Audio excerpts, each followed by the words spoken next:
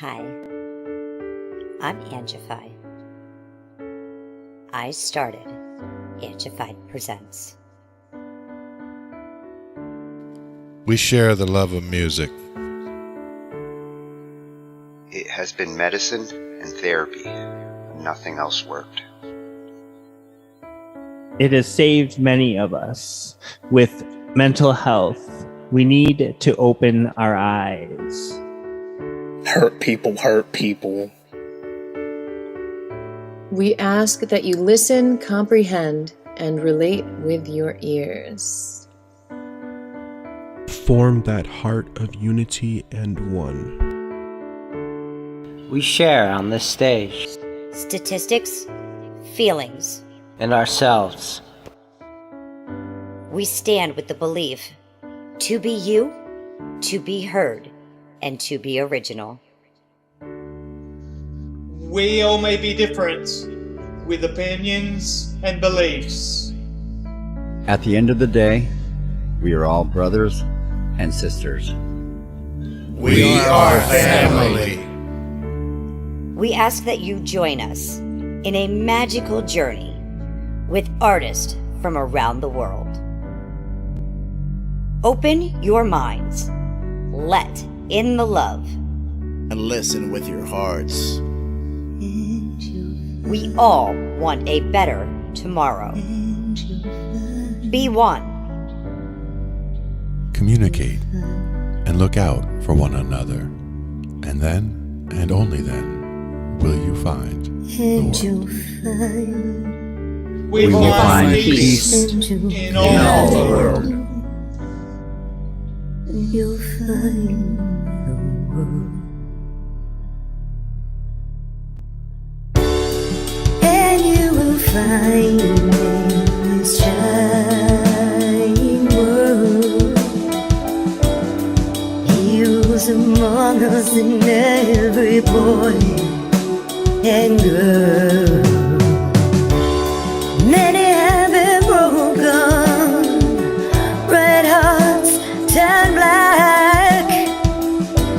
Love will melt the ice and turn it back, and you will find the world. You will find the world.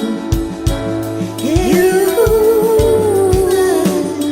find the world.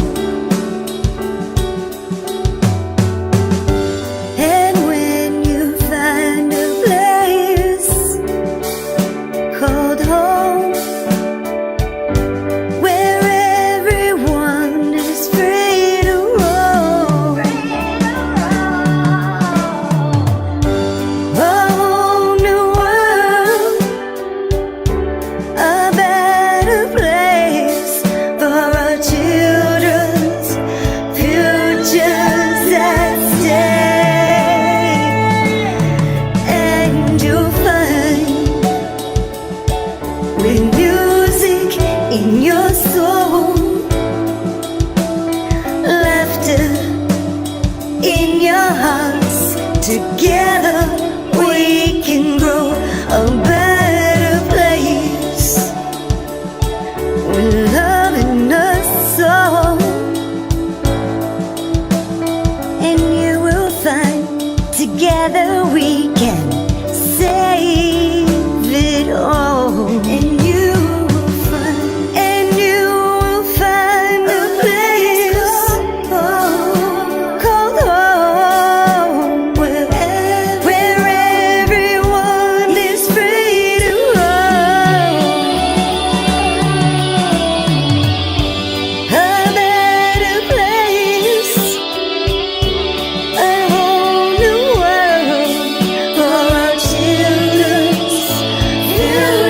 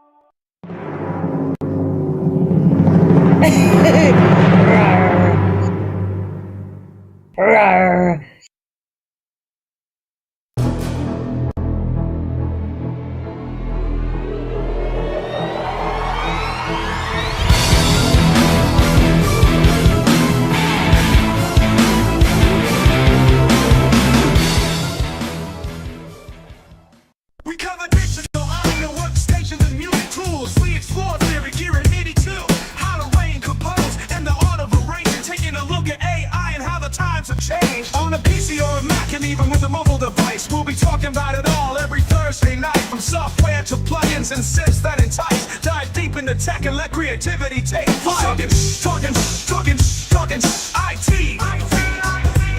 We're talking IT.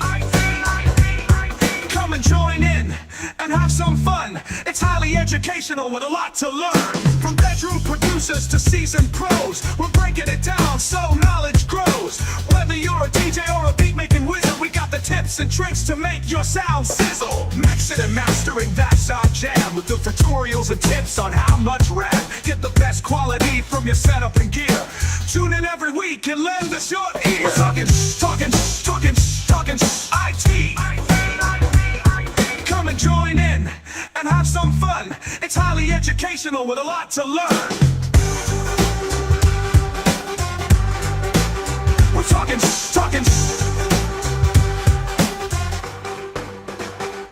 We're talking IT. We're talking IT. Every Thursday night on Angified.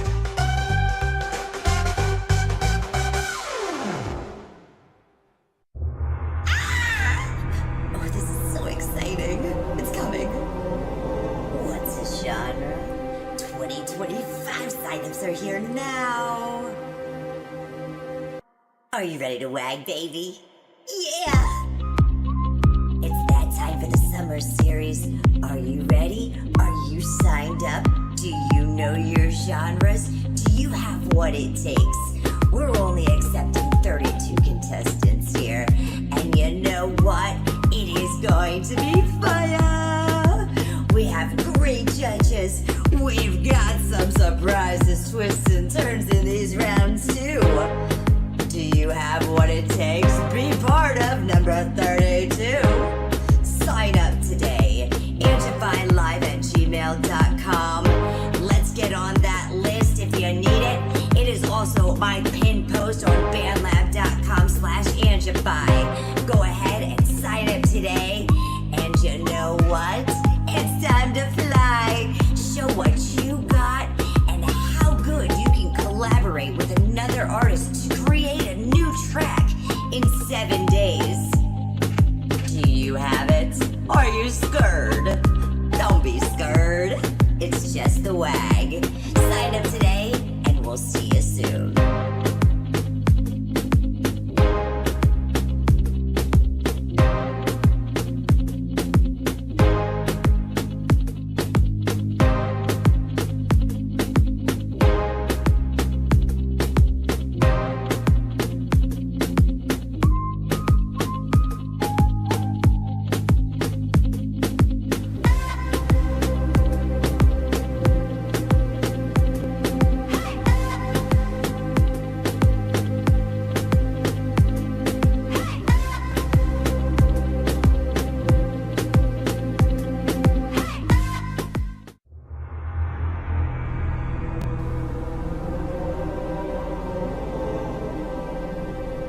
To the What's a Genre Showdown. I'm Coco Bar. And I'm Rusty Wilkins. I am the creator of this crazy competition, and trust me, folks, you're in for a wild ride.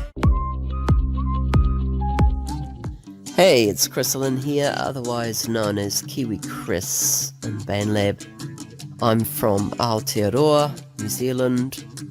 I write, teach, perform, and breathe music.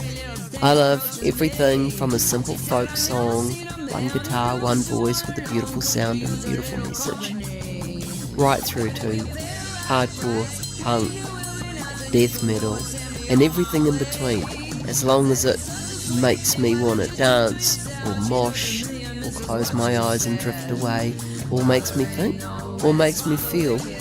That's what interests me in music. Have fun in this competition. Embrace who you get partnered with. Sometimes it might feel a little uncomfortable at the start, but you might surprise yourself. Do what you do best, but also be open to trying things done differently, and you might come with this magical genre combination. I've seen it done many, many times in the competition. I can't wait to be a judge on the What's a Genre Showdown.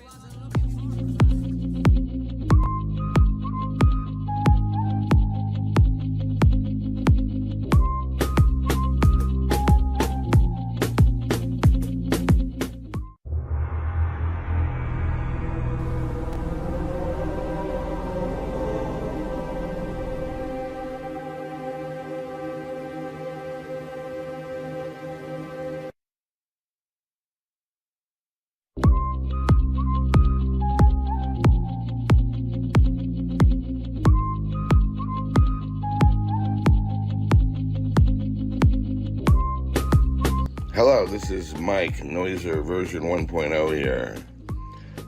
I'm a drummer, and but I got really good at it, so I had to go to college, study with the timpanist for the Met Opera, and go on to like all this competitions in classical music and perfection, right? Well, that was a lot of fun. Then I turned 19, and I gave it all up to get into a band with Noiser version 2.0. We've been together since high school, giving each other a hard time, trying to make some music, trying to find a theme, a hook, our life for a hook. Anyway, I teach mathematics and computer science to keep the wolves away, and try to have a moderate life, try to have some music, some money, some life, some love, some laughter, and yeah, that's me in a shell of a nut, as I am. Cheerio. Hello, this is Ian, Noiser 2.0 here. I'm the other half of the Noiser duality, playing bass, guitar, and keyboards. I was a composition major at Berklee School of Music until I quit to play in the Boston rock scene. Next came studio work in all genres, to include a stint in New York City with an A&M recording artist.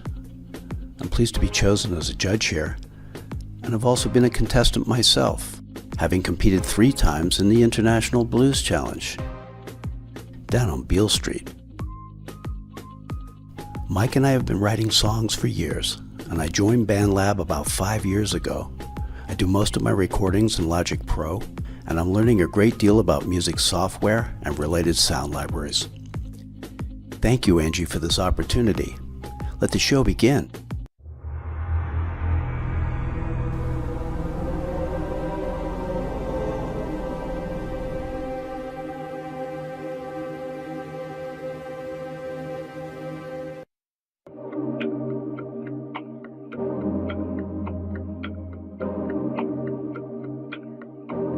There is only one judge in the WAG contest who misunderstood the assignment completely.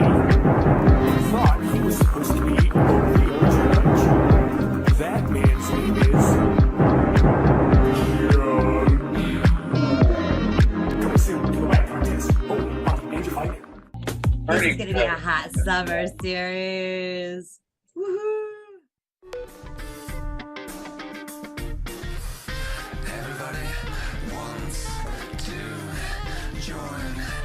Everybody wants to join the Watch Your Genre Showdown.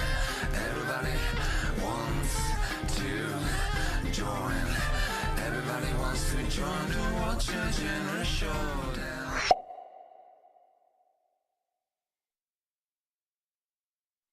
There we go. Can you hear me, Glenn? I can hear you. How you doing? Good. How's everybody else out there? Can you believe it's already Thursday? No, already? That means it's almost Friday. Comes fast. But it comes but once a week. So, had a fun week though, right? Got some good stuff done. Found some magic stuff. We're finally catching up. I'm getting to play with some toys. Hi, Michelle. How's it going? Get some stuff going over here. I think we have some different things going on this evening. A few things with keyboard, a few things perhaps with bass and guitar, but gotta see if that should be good. So that's coming through, but let's go this way.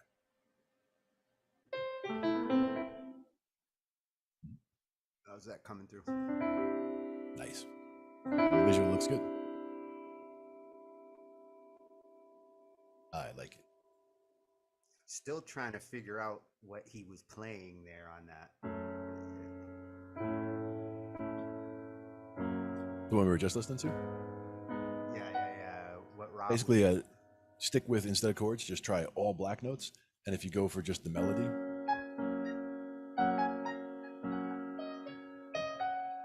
all of those are in there. So like, I think it's like focusing on that G flat and like here.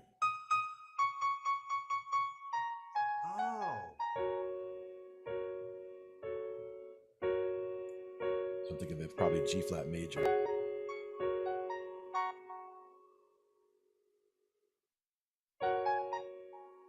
does feel like the right starting chord. Let's do it for the children. Figure out the chord.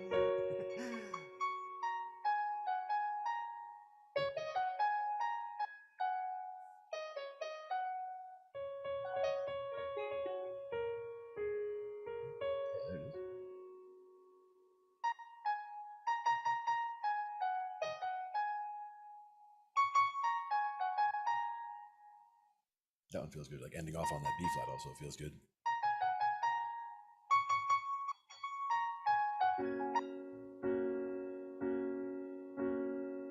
Oh, is that the other chord?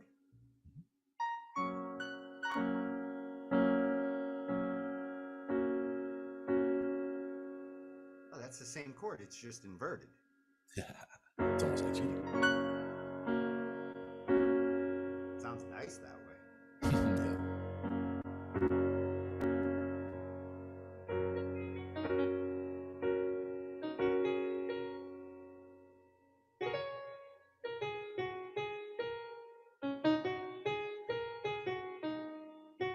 Once I get this circle of fifths mastered, I will know all chords.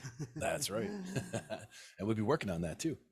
There's a few different videos I've been watching lately. Some of them had some good information on the circle of fifths. One had was a tonage chart. We'll be looking at that a little bit later too.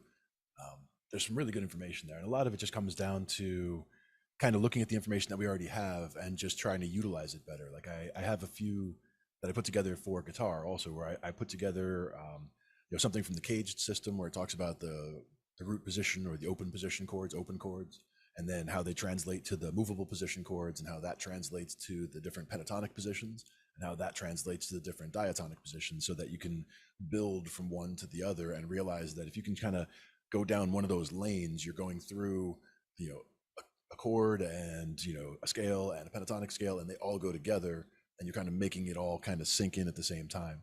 So having it all out there is good. That cage approach, that's really for guitars, right? Does that translate over to keyboard? In the way that you're not so much in the positioning. Like this is more for positioning of what things go where, but it's similar to if you're looking at a C major chord and an A minor chord, they feel the same. It's the same shape. So in certain case, you could consider that like the way we talk about a claw on the keyboard. Like that's one claw, right? That's 3 white notes, and they're that far away. So you can do that in several different places, and it can either be a major chord or a minor chord or even a half diminished chord. In the case of if you did B, D, F, that's that one that's a little bit different. That's a minor 7 flat 5, or in this case, just a half diminished. But it's still all the white notes and all in the same position. So that claw, we can move around like that. In the same way, you can do a movable claw on guitar, but instead of it being a major here and a minor here and a half diminished here, that one claw it would just be major, major, major, major, major, major, major, major, major. It's the same chord position, but if you wanted to change to minor, it's just a minor adjustment. So once you get those major positions down on the guitar, you can translate them anywhere up or down the neck, and that's all the notes that you would need, because you've got usually up to 2 octaves almost as far as the strings go. So it's really about keeping the claw as you slide up and down the neck.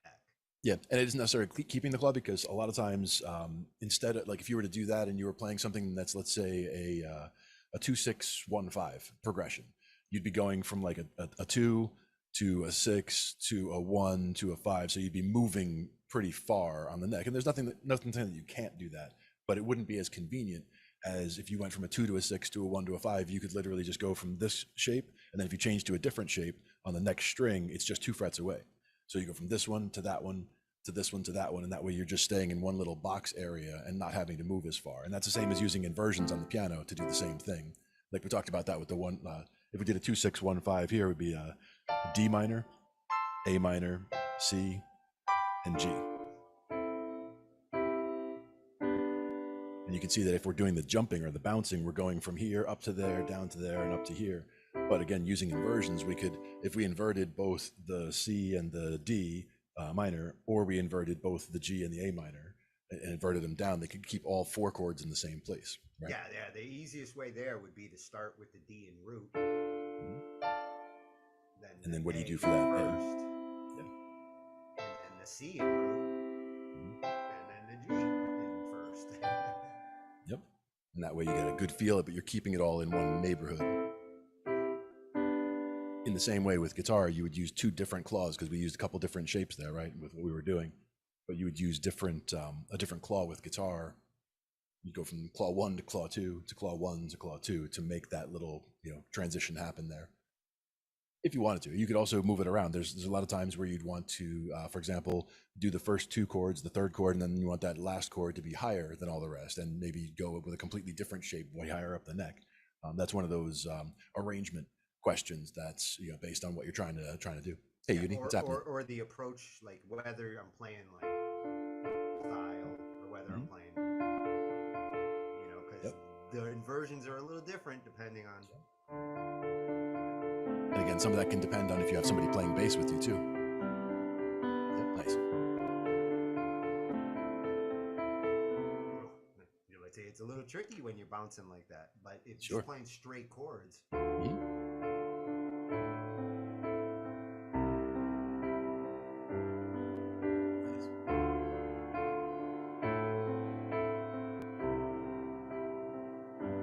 Works nice.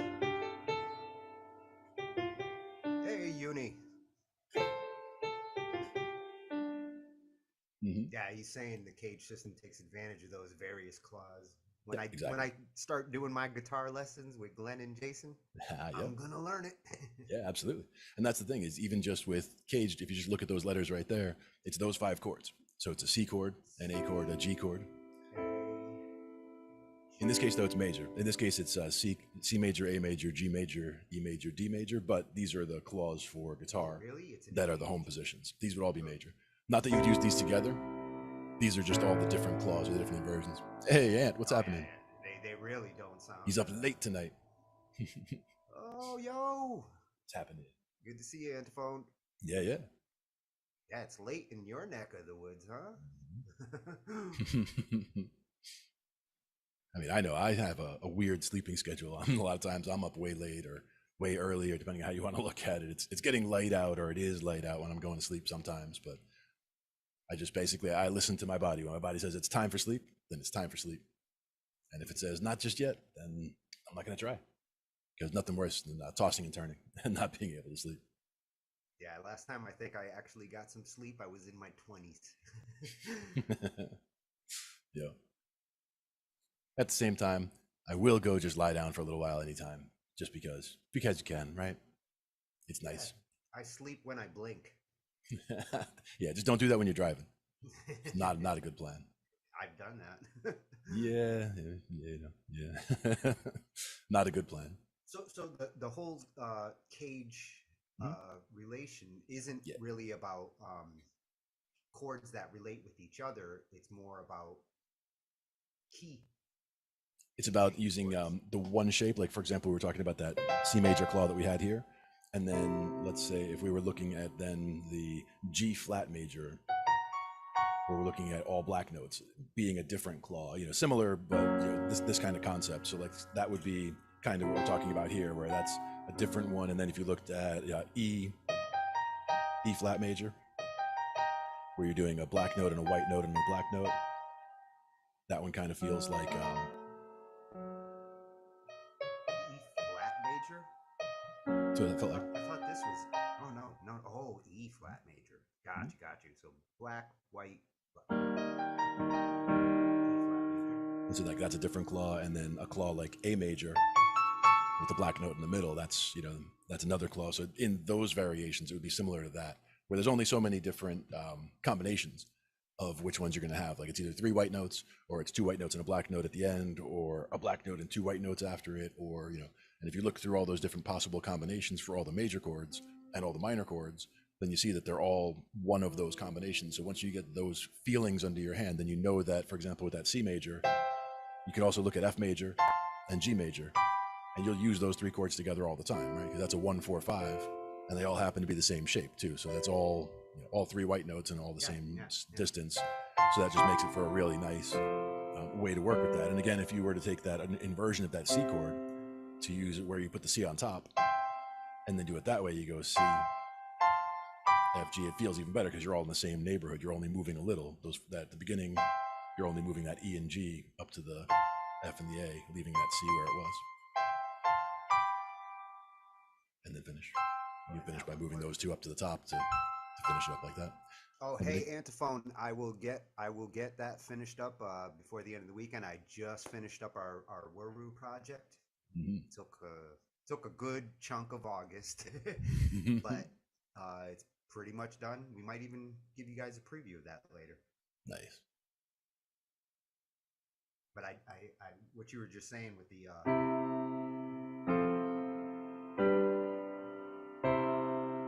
yeah, those work great together. Yeah, and that's one of those I really like. And you can be moving up like that, or you can do it the other way, where you start with the high one, and then those other two, and then end off with the low. Love it. All different ways of doing things. Yeah, that's exactly right, Uni. Guitar is easier, quote unquote, that way because the bar chords do make things. You just know that if you can get that claw in that position, whether you're at the 3rd fret, that's a G. If you're in the 5th fret, that's an A. If you're at the 12th fret, that's an E. But you just get that in your head that you know that shape, and then you can move it around to wherever you need to. It's getting that recording his vocals, nice. Yeah, and I'm trying to translate this approach that with guitars, why guitars seem to be so much easier to play certain progressions and especially modal shifts.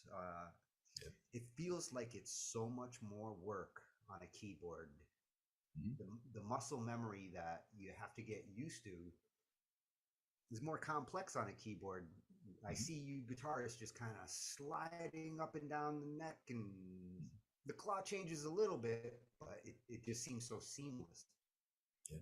One of the advantages of keyboard the way I look at it is the fact that you can get these really full chords like you can on guitar as well. With guitar, you get those really full chords because again, you're playing a G at the bottom of the chord, and then 2 octaves higher, you're playing another G. You're also playing a G in the middle, but then you're playing, when you're doing that G chord.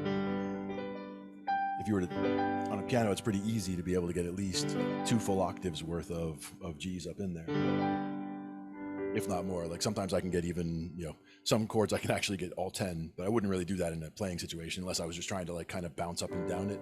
It's kind of roll the hands back and forth and like roll up and roll back down. Well, and your hands can actually reach across the keyboard. Even just doing the 2 octaves worth. Like trying to get things like that to sound smooth. See,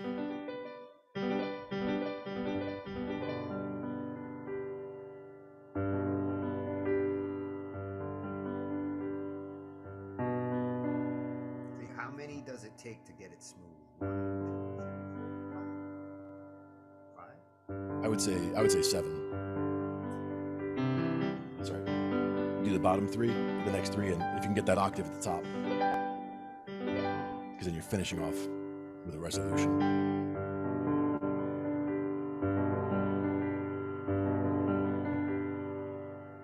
One day I will be smooth. Yeah. And that's the thing is you can also use it for going alternating. So you go, you basically try to skip a note. So instead of going straight up and down, go from that G to the D, G, D, B, G. So you're kind of bouncing like that.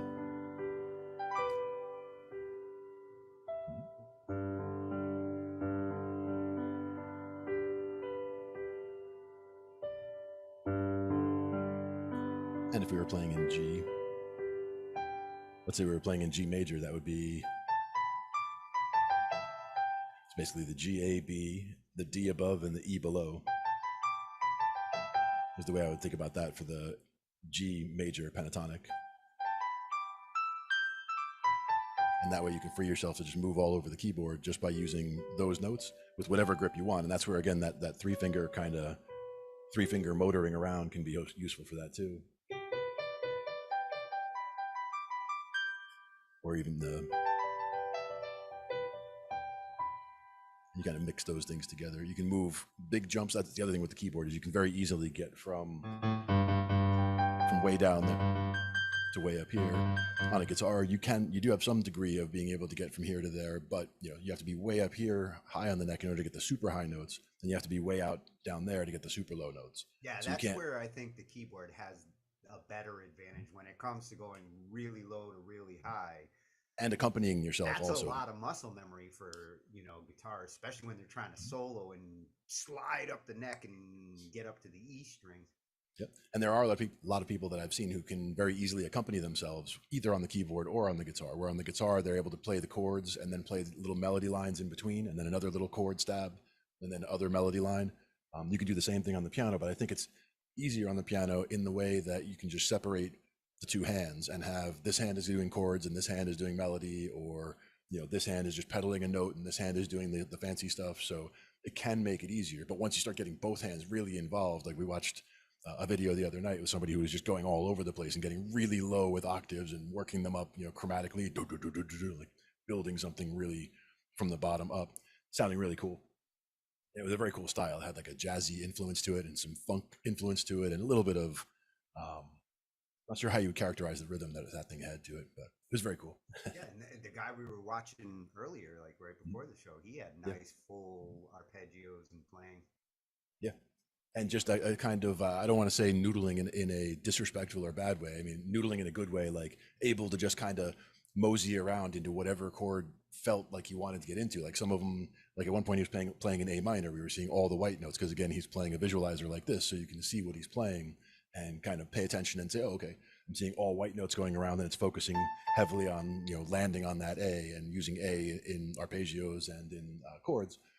And then later on, all of a sudden, an A flat showed up somewhere, and it was like, ooh, that like sounded very different, but he was building it in because whatever key he was working into had 3 flats in it. So yeah, he was really good at kind of, with that noodling, he was shifting keys slowly and just finding the right moment where alternating the chord changed the key.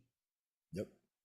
And that's the thing, is being comfortable to just kind of sit around in a key. That's one thing that I like about having a good rhythm with the keyboard, because to me, since coming back to keyboard a little bit, I still don't feel like I can just freely explore. Like one-handed melody lines, definitely, finding chords for sure, but trying to play a coherent, bass line with something else happening, bass line, a chord stab, and then a melody line. Like I've seen people who can do that very easily, and just like the A minor and the C, working them together. A minor, I'll noodle on that all night. Exactly.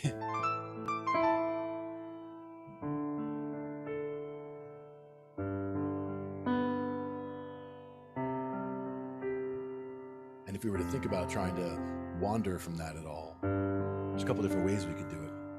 The interesting thing about choosing which one is we could choose something like, if we were to choose to add notes from G major, it's all the same notes except that F sharp. So all of a sudden you'd be playing in A minor or C and you're adding in an F sharp somewhere. It might sound wrong at first, but it wouldn't sound terrible. It would just be something that doesn't sound like it fits, but adds a whole different dimension. The key change I tend to do when I'm playing off of A is this one, the E minor. I like resolving on the E minor if you do it right.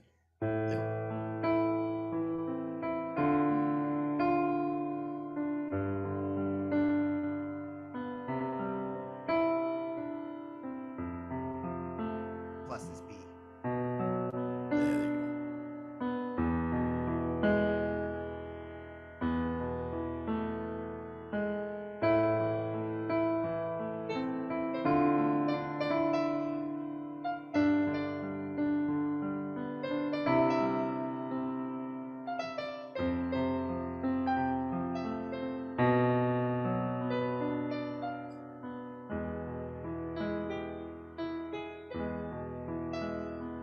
Harder for me to play those last two chords with that kind of approach. Usually I play it this way, I play it full. Much easier to hit those last two chords. I love the way it sounds so full and lush on there, yeah.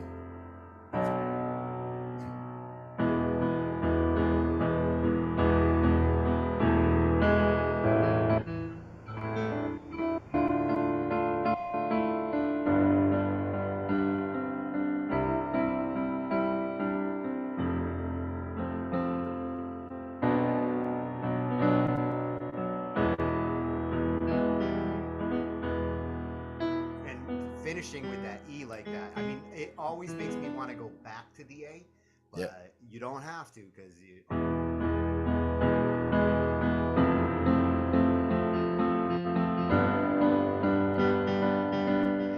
then there's a couple of different ways I can go. I like that build up, yeah. That's been a 25-year progression for me. I started playing that actually more than 25 years. I started playing that back in like 91 with the band that I was in, and it's evolved like 10 different directions. Sweet. Move this out of the way over here. It sounds killer when you add some guitar to it. My guitarist used to do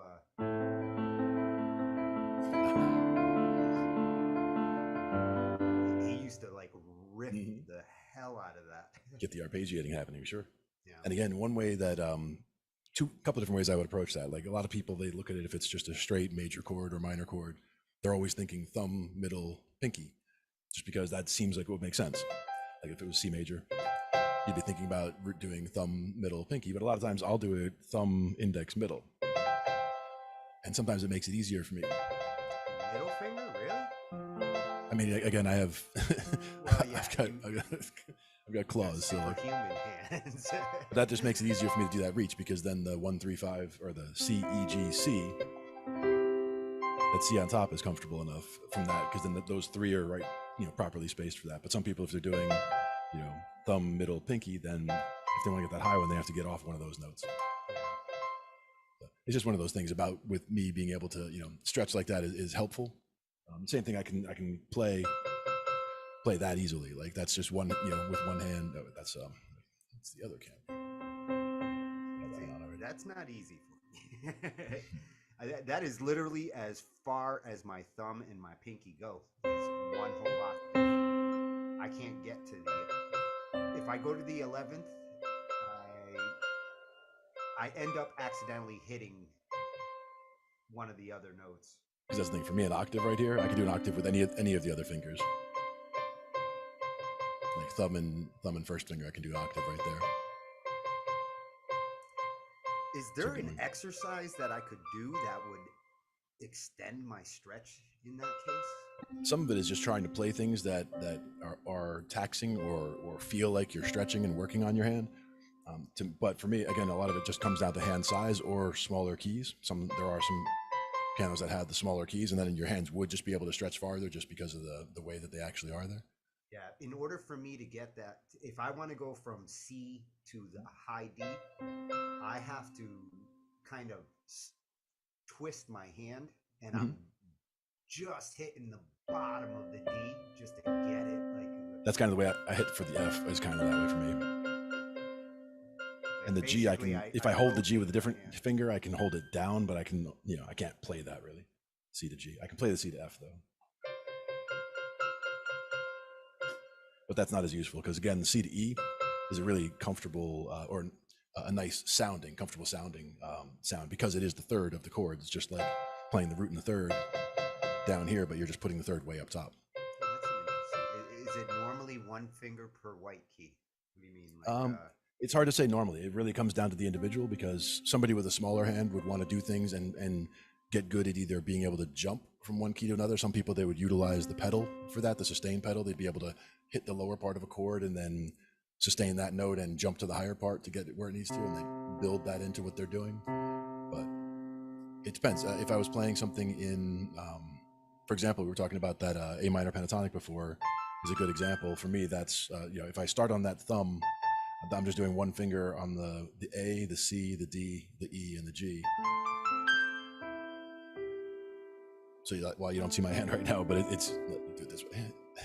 Switching back and forth. I see your keys. Yeah, exactly. But seeing if it's just the one, trying to get up to there instead of doing those three. Oh, but sorry, for the pentatonic, it was doing these all in one, so. You can hold them all down at one time if you wanted to, but for me, that's just a nice, comfortable thing because those three in the middle, that C, D, E, is the middle part of the hand, and then the pinky up top, and the thumb underneath. and you're always landing It's down kind on of that A. interesting how these three keys, when you're playing them in a chord like that, this does not sound like a bad chord. Yeah. I mean, Because it technically does sound that's busy. It sounds busy, but at the same time, it doesn't sound unpleasant. one thing you can do to make that magical a little bit is to go put the C and the E at the bottom and the D up top. Because it's the same three notes, but now you're spreading it out. And it actually turns into a C9 essentially, because that D is the 9 for C.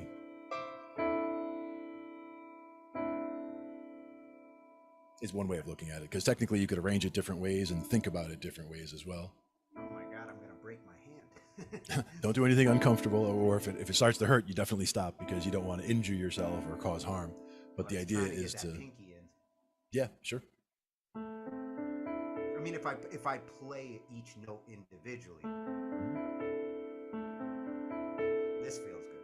But if I try to play all of them together, it's And that's the thing, is there's not many situations where you would play them all together, but it's more getting comfortable enough where you could like roll, like that same roll exercise we did a minute ago. And trying to get them all to sound roughly equal in volume, or you know, being able to play them louder or softer, crescendo or down, if you wanted to, things like that. Just to help with the playing with the weight of your hands. And it depends if you have a weighted keyboard or not a weighted keyboard. You're playing on a weighted keyboard, I believe, and the one I'm using right now is just the it's just the Casio.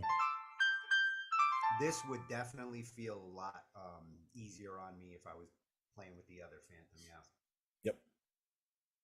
Yeah. Here it actually takes some effort to get the key down. Yep. To actually push them in. Yeah. I think this would be a good exercise for me to get comfortable with that stretch.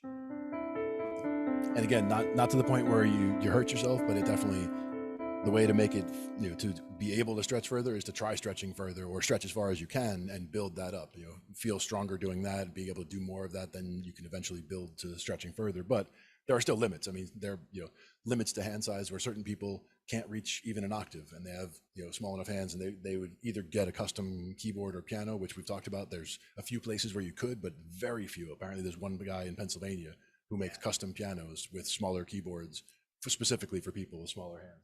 Yeah, actually, because you can't really overcome, like, I can actually, for a C chord, I could just do if I just do the I hit all of the notes from like a C, E, G, C, and E, all with one hand. So that's being able to hit like the root 3, 5, octave, and 10. And I can do that with the other hand as well. One hand, you mute. Yeah. And I can do it with either hand. So the other hand I can. That's basically all of them across 3 octaves, including the lowest one and the highest one.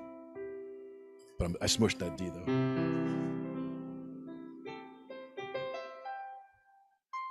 I smushed the D again. There you go. So that's holding down 10 notes across 3 octaves. But that's just barely also. So again, I kept smushing that D at the bottom there. And I wouldn't try to play that for anything long or anything, but again, that's just one of those things that makes it easier to do smaller reaches, or the reason that I'll use 3 fingers a lot for things that I'm doing. Like if we're doing that 3-finger motor thing we were doing the other day, talking about what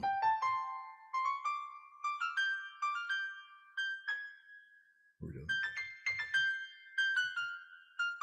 Just basically motoring around using the thumb, the index, and the 3rd finger. So if we were doing it in A minor pentatonic,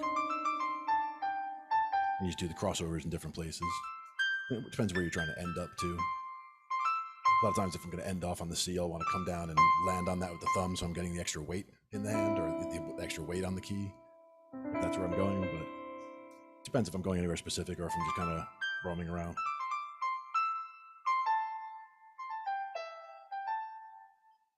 Yeah, but I also have not yet gotten back used to using, you know, doing a chord with this hand, and then a thought with this hand, and then, you know, a different chord, and something else, and another one. That's one of those that, you know, getting comfortable with that again, and just going back and forth, and like the kind of bounces that you're doing, the kind of, whether the timing is like a bounce, bounce, bounce, bounce, bounce, or how you have that whole feel going, is one of the important things to me about making that feel more comfortable.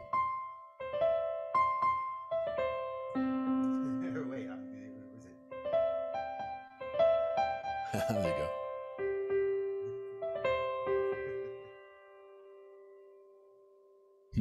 Nice. Oh, a piano that could be played in any key by adjusting a lever. Nice. Hey, Luke. Hey, Lord Ace. What's happening? I have done She Believes in Me. It's in my library, Luke. Excellent. I've actually done a couple of good Kenny tunes. Nice. I definitely have country was underrepresented in my listening throughout my life, but I have people around me who talk about a bunch of different country start, like going back a ways, and some of the stuff really does feel pretty solid, feels good. One of those things. Just got to get used to that bounce. You summoned him. I have the power. A lot of that bounce is just a 1 and the 5 though. So like if you're just playing in C, you're just bouncing from the C to that G, and then you're walking back up the white notes. Oh, really, Uni? And that's. Did you read what he just wrote? He had a piano that he could adjust by lever. So the piano had like a module like this. What I was thinking is it's kind of like, like using the transpose button on the keyboard, more like hitting the transpose, so you can transpose from C up to G flat, so that you're playing all the white notes instead of having to adjust. Hey, Noiser, what's happening? Hey, we summoned Mike too. Excellent. I really have the power. The power of summoning. Full house. Always good. No audio yet, Luke.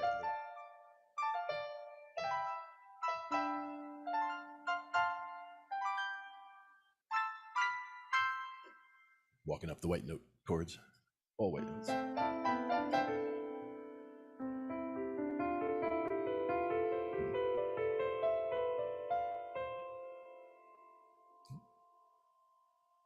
And that's one of those reasons that I do know people who would use the transpose button on the keyboard and just play those chords that you just played, keep everything as all white notes essentially, and play certain patterns that they know. And if if somebody's playing something in E, they would just transpose up, those 5 steps and be where they need to be. 4 steps.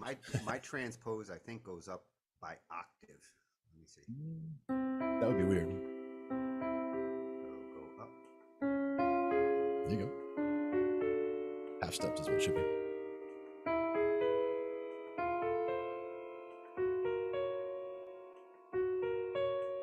it only goes up 6. That gets you up to that G flat. Because you can go up 6 and you can go down 6, so that covers everything anyway. That gets you from G flat all the way down to G. And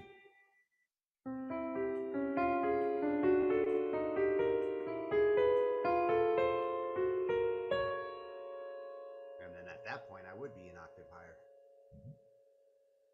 So in that case, you could be, that way you can change from the C to anything else just by going a certain way.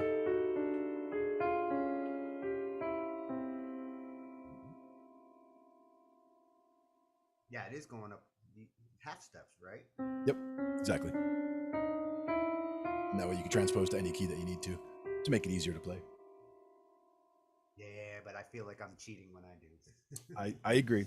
I feel like it's cheating too, but at the same time, if you were, say, sitting in with a band and they wanted to play a song that was in G flat and you were not at all comfortable with that, or whatever key they chose, you're not at all comfortable, you could make a shift and make it work. It is justifiable. I mean, especially if you got like brass members in the band and you want to play keys with them and you don't know how to play it in B flat.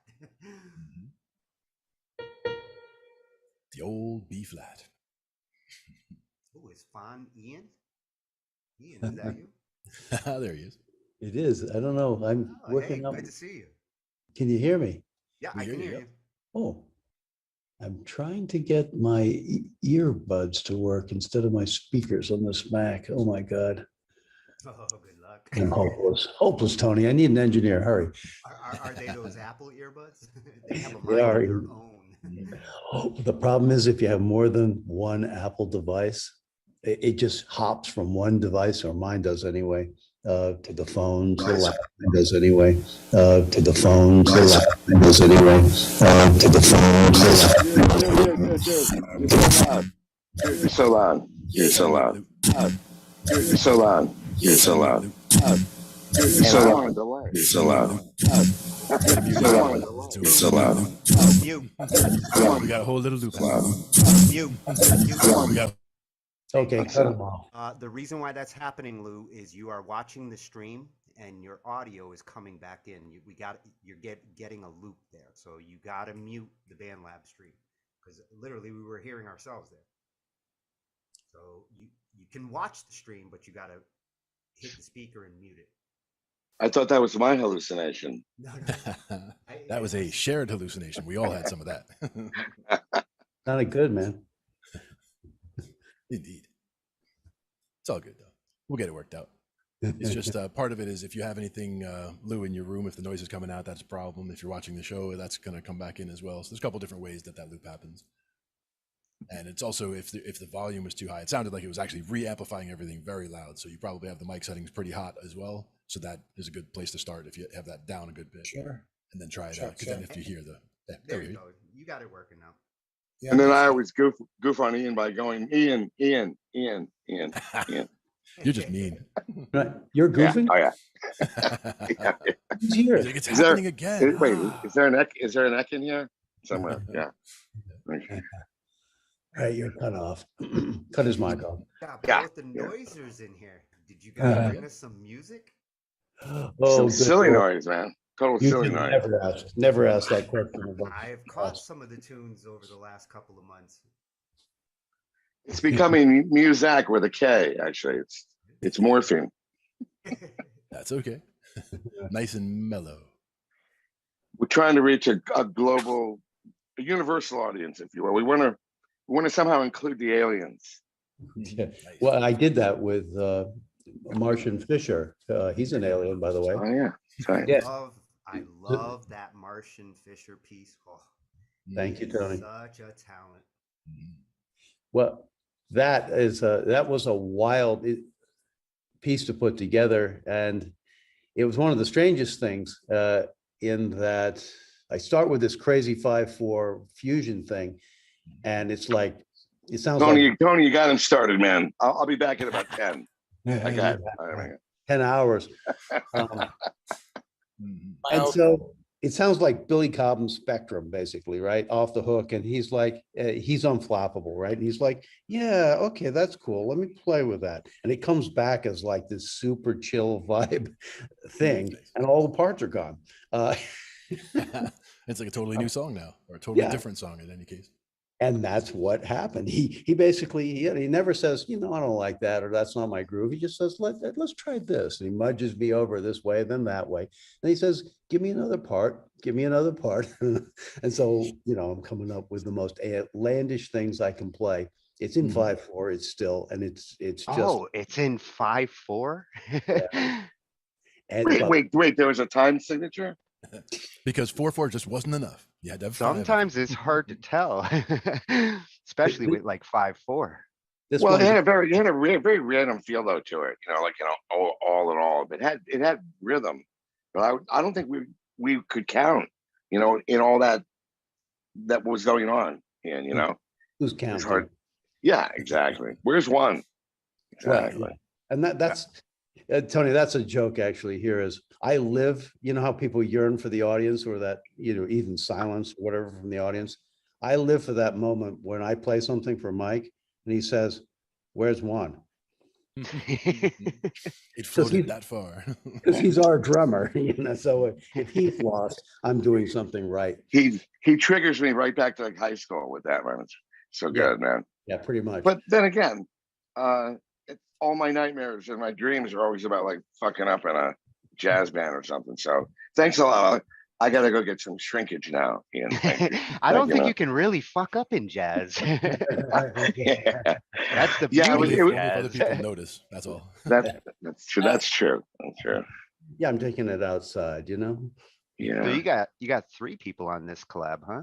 Yeah, Abdullah there is the real deal. He is a music professor in Turkey, and he plays many instruments. If you haven't checked out his page, you had me at many instruments. An exotic. I had me at Turkey, man. Yeah. It's not Thanksgiving. Sit down.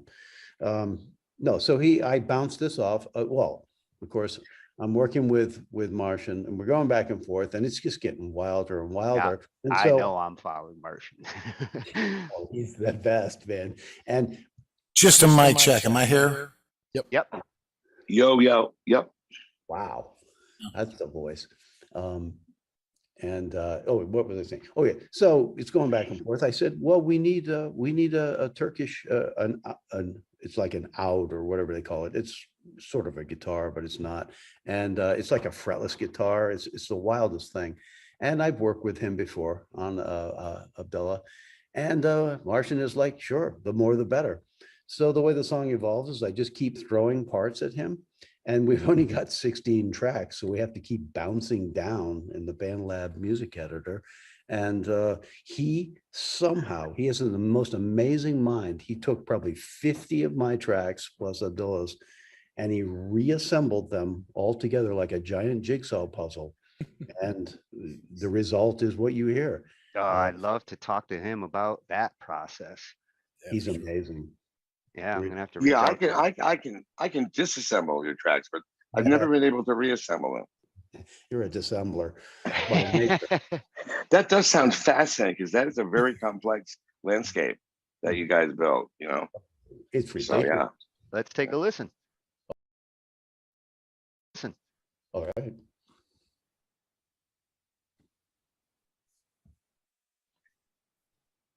I gotta say, where's one, man? Where's one? It's art, man. Shut up. This dude said it's art. Shut up. I like that. I like your reverb. Definitely sounds like you still have the effects on there, Lou. A lot of echo on that. All right, it's gone, right? Yeah. It's one.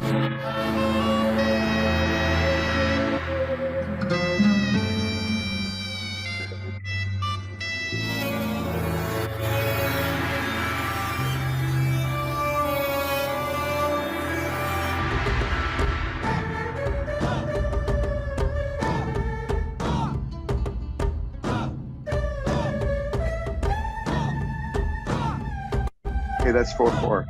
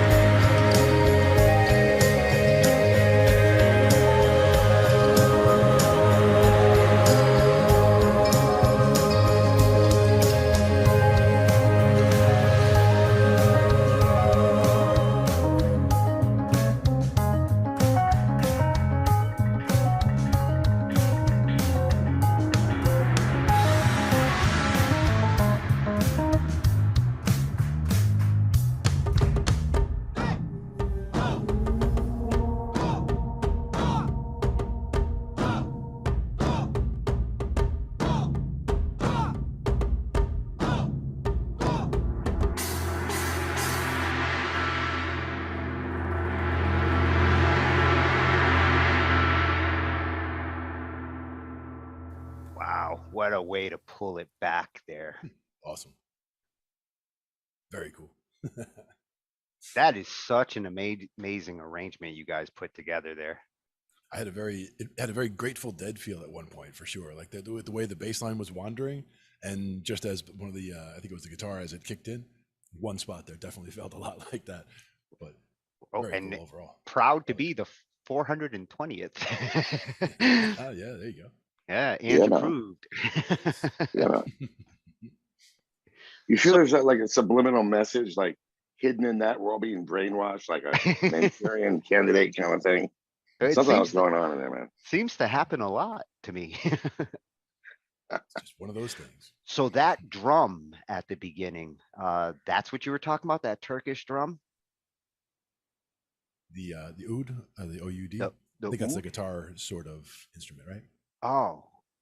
I wonder if Ian is muted or something. I was wondering about that drum that was coming in. I love the sound of it. Yeah, and there was some great parts in the middle where it really wasn't a 5/4, but it was alternating between 6/4 and 4/4. Yeah. And then later they went into like there was definitely a 5/4 thing, or it was over a longer phrase, even over a 10-beat phrase. Well, I noticed the tempo shift when you started introducing the bass. Like I love how the bass kind of crept its way in there, like and then once it started becoming part of it, I started to realize, oh, the tempo. Right. It's Martian. He's a fabulous fretless bass player in his own right. I play, I think, most of the parts on that thing, but every time he kept asking me, give me something that's more sliding down, sliding up. It was like working with a mad producer. And I was like, okay, whatever you want. And then he just assembled it all. And it gives it this free floating kind of feel. And he wanted to, like I said, I gave him this straight ahead 5/4 fusion thing, and he just broke it into pieces, and it sounds like it's floating on a cloud. I don't know. The guy's a genius.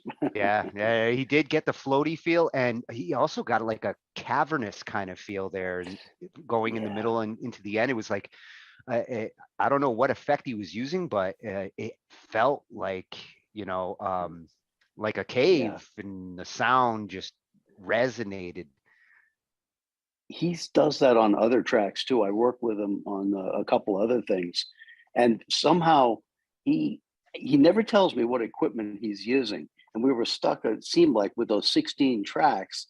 And then he lives like in Chile or someplace. And I think he's got like a young child. He does like all kinds of crazy work just to survive.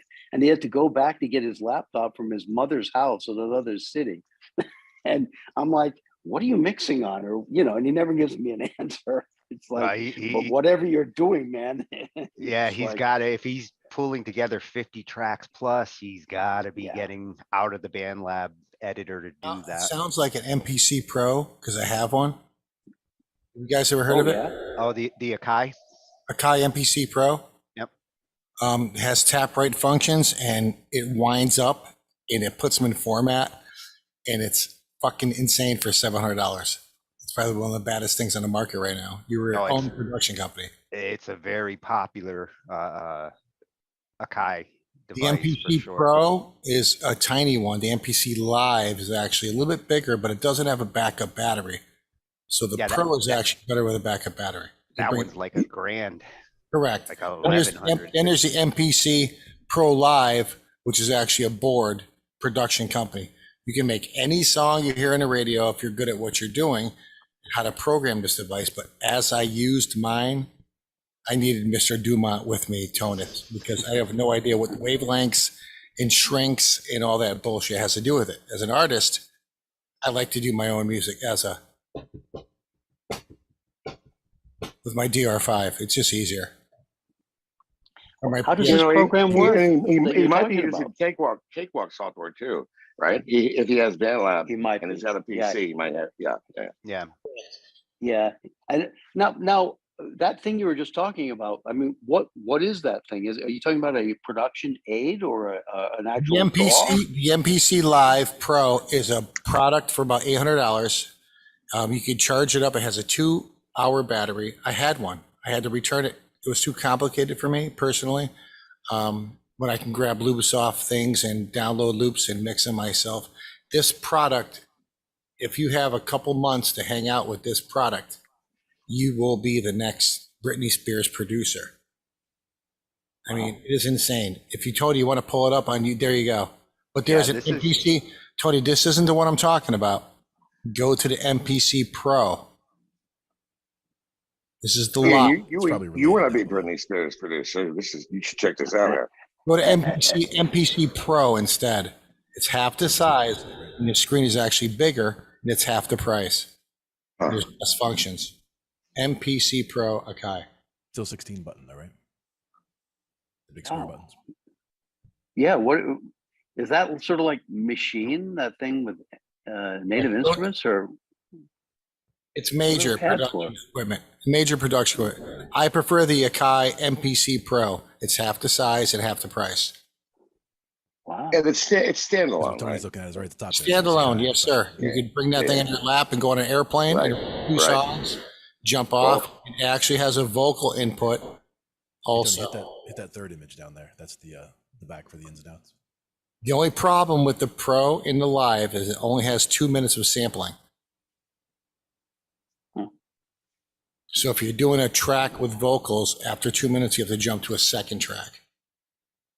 And that's per pad, if you will, or per button. I get 2 minutes per pad.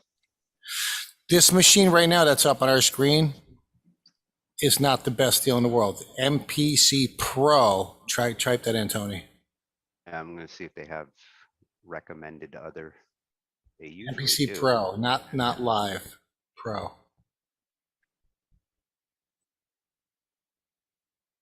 There you go. Nope. No, MPC that's the Pro. That's the Live 2. That does show you the ones. You got a deal, sir. You got a deal. That's all I got to say. No. Try to. Excuse me. MPC 1. I'm sorry about that. MPC 1. ONE. MPC 1. I'm sorry about that.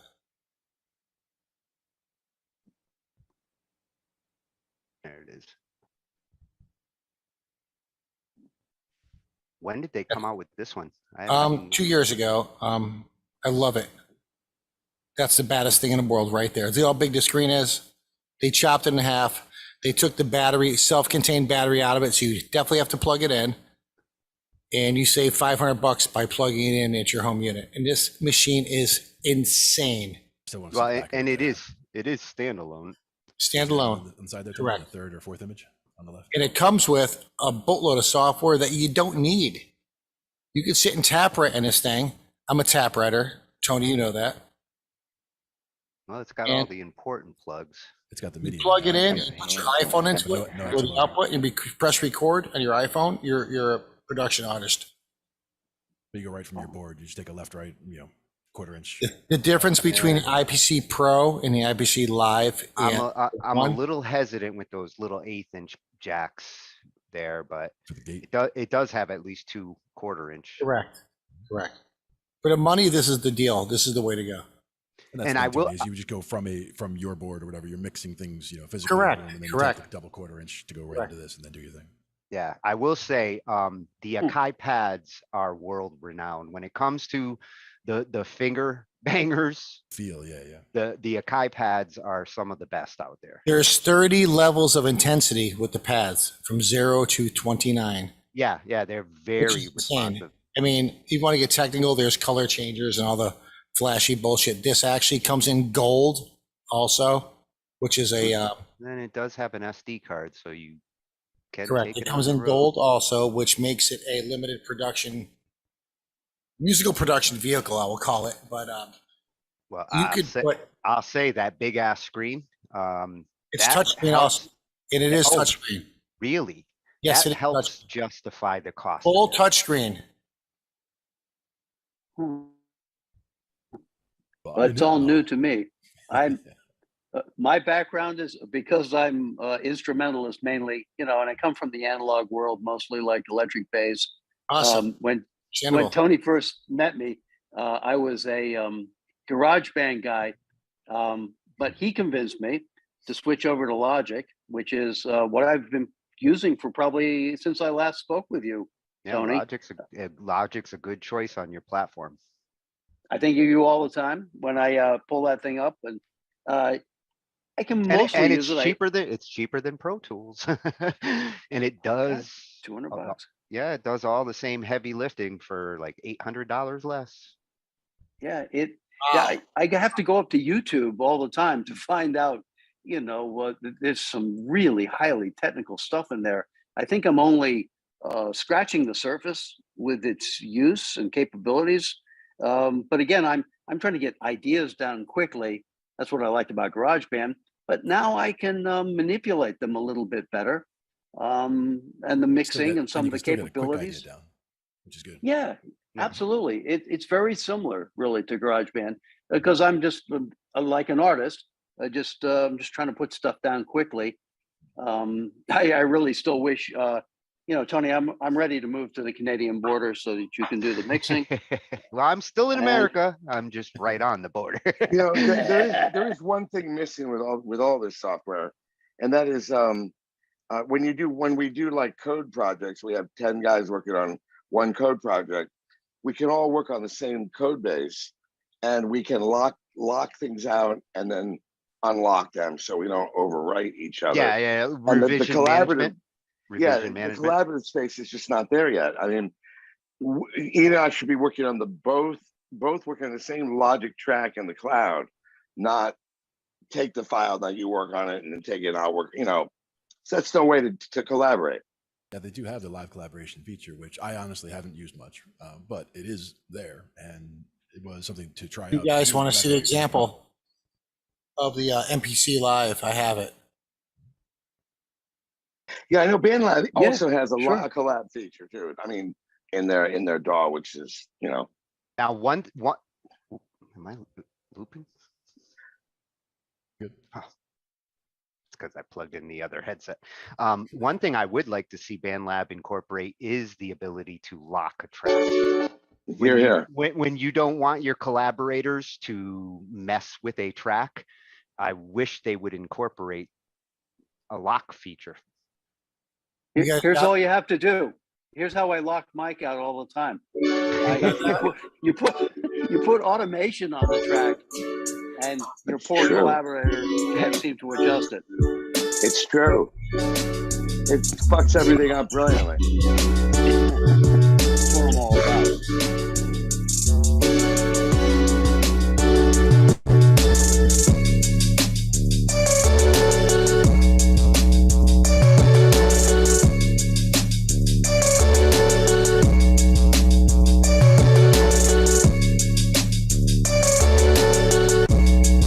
Back the BandLab file like 50.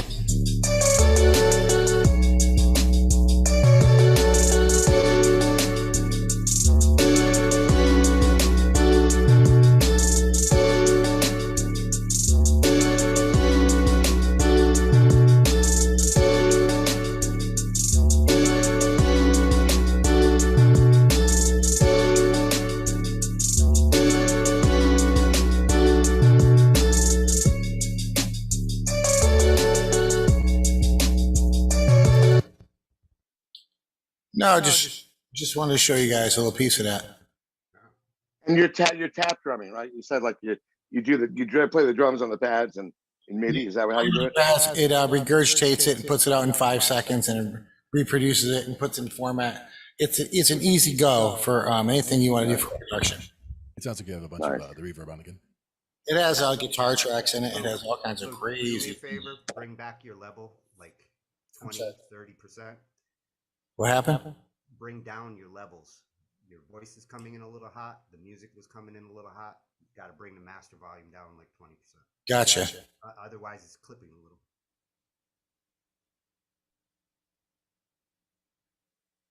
How's that better? There you go. Perfect. Sorry about that. Yeah, sounds good. Sorry about that. Oh, that's okay. Constantly calibrating on Zoom.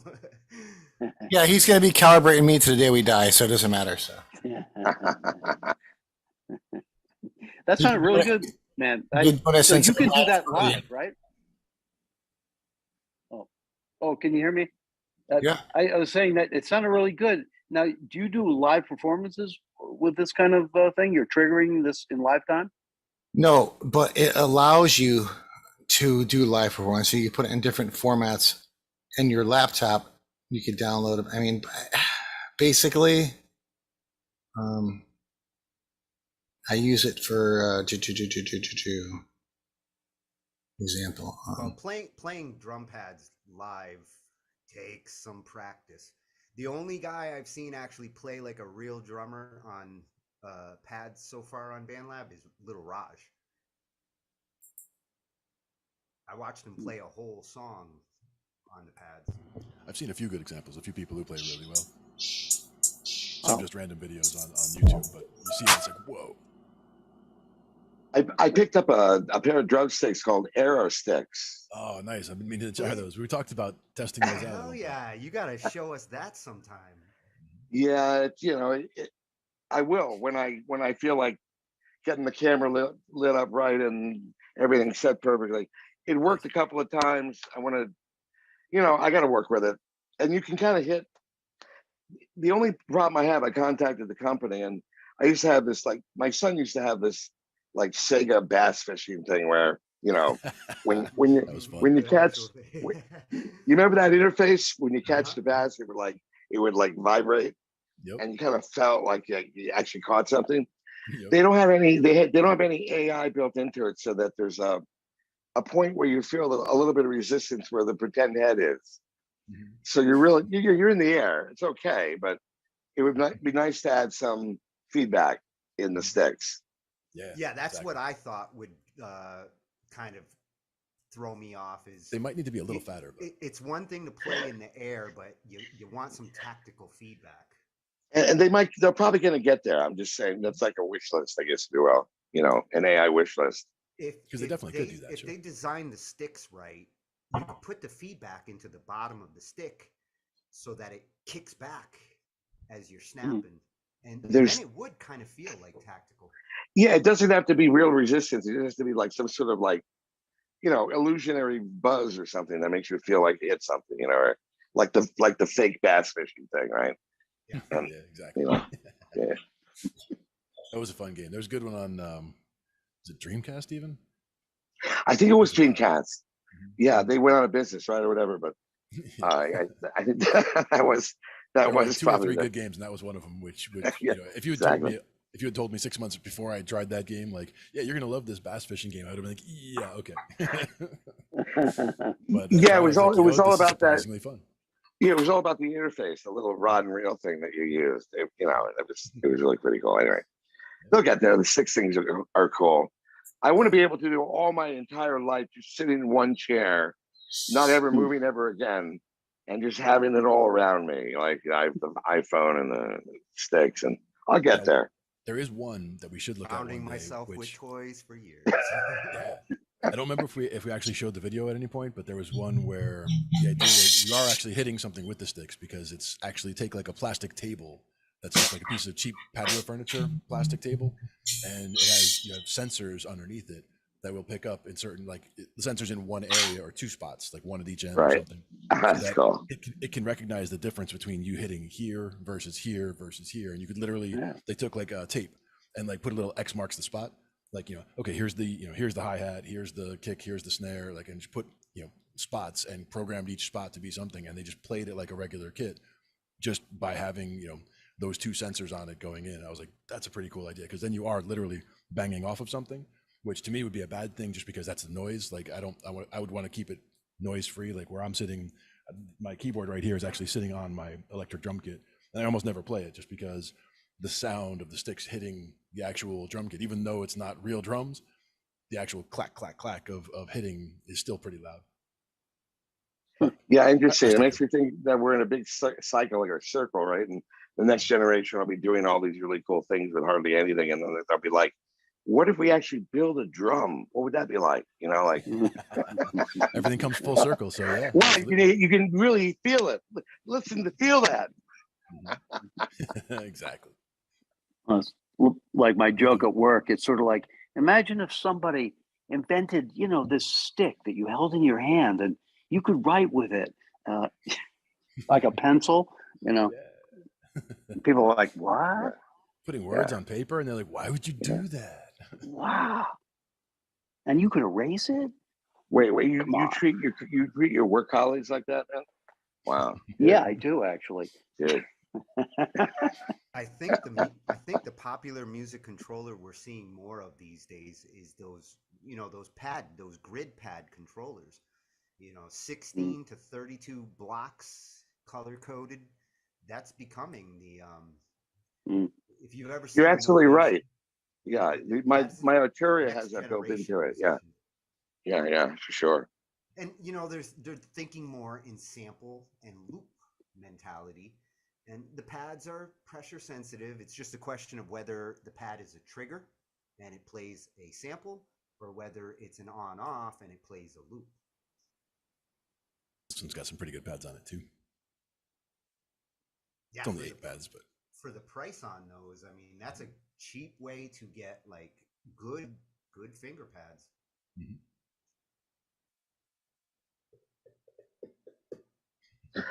And I can't. The ones that are becoming the modern instruments, they light up, so people are like visually composing with the pads and assigning samples, and it's like the DJ approach. Yeah, and that's where those are great for that. You'd be able to put all that in there. Yeah, it does sound like you got quiet, Tony. I don't know if your mic is further away from you. I can bring it a little closer. There you go. It wasn't bad. You only mentioned it. It's his fault. Well, would you like to hear what Mike has been up to on the Noiser side? No good. It's got to be no good, man. Send me the link over in the Zoom chat. I'll load it up. If you know how you were just at my page there, Tony, when you fired up that that exotic song. Yeah. If you go down just below that, I think you'll see I've got a link there that goes over to Mike's page.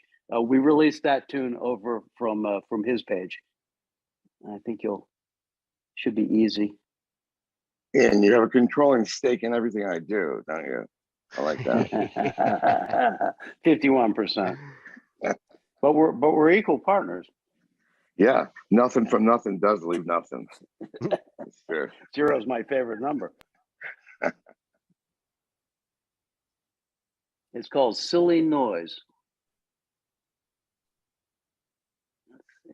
This is fitting for you guys. This is what started it all. Mike, do you want to give the introduction or just let it roll?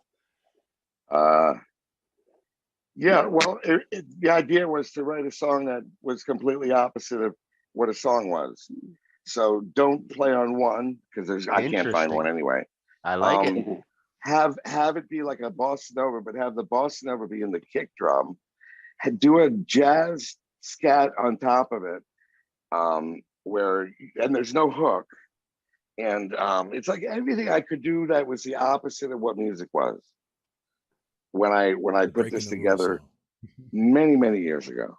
Hey, I'm all for breaking the rules. Once you learn the rules, that's the fun part. Learn the rules and then forget the rules. Mm-hmm. Yeah, try to do something new in Boston. Wait, there are rules?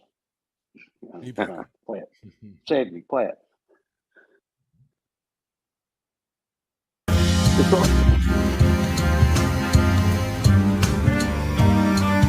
It's just a bunch of silly noise.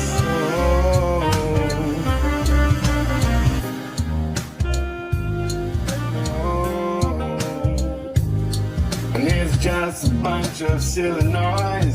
Does it make you feel uncomfortable? Did I lose my voice? Could you hear me in another day saying, hey, it's not like it was yesterday?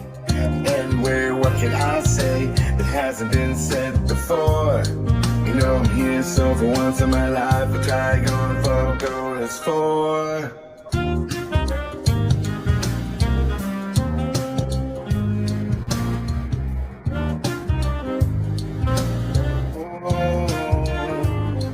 And it's just in my head once again, enough to make a difference.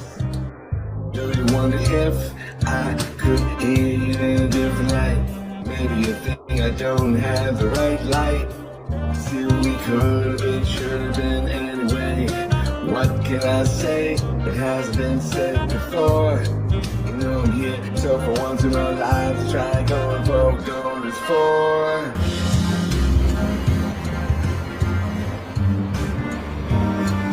It's just a bunch of silly noise.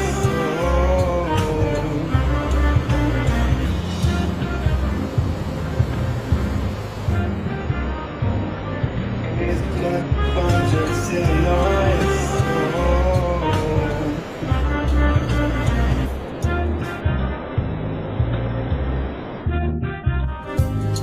And it's just as if my whole life had been a mistake. Could be, baby, you don't need me. Anyway, what can I see that hasn't been said to me? Anyway, what can I say that hasn't been said before? You know we're here, so for once in our lives, try going broke, doing this for.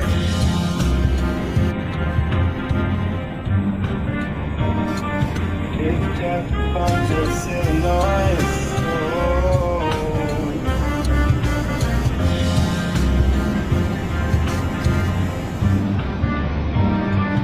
It's just a bunch of silly noise.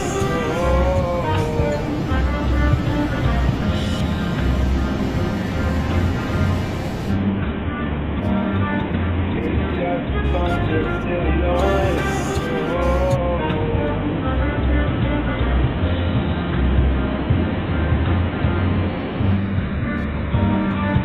It's just a bunch of silly noise.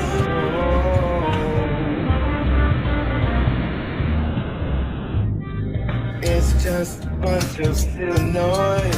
It's just a bunch of silly noise.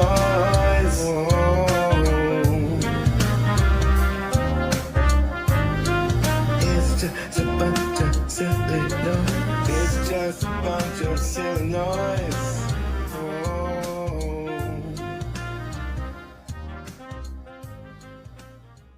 Is that a trumpet that was dancing around in there?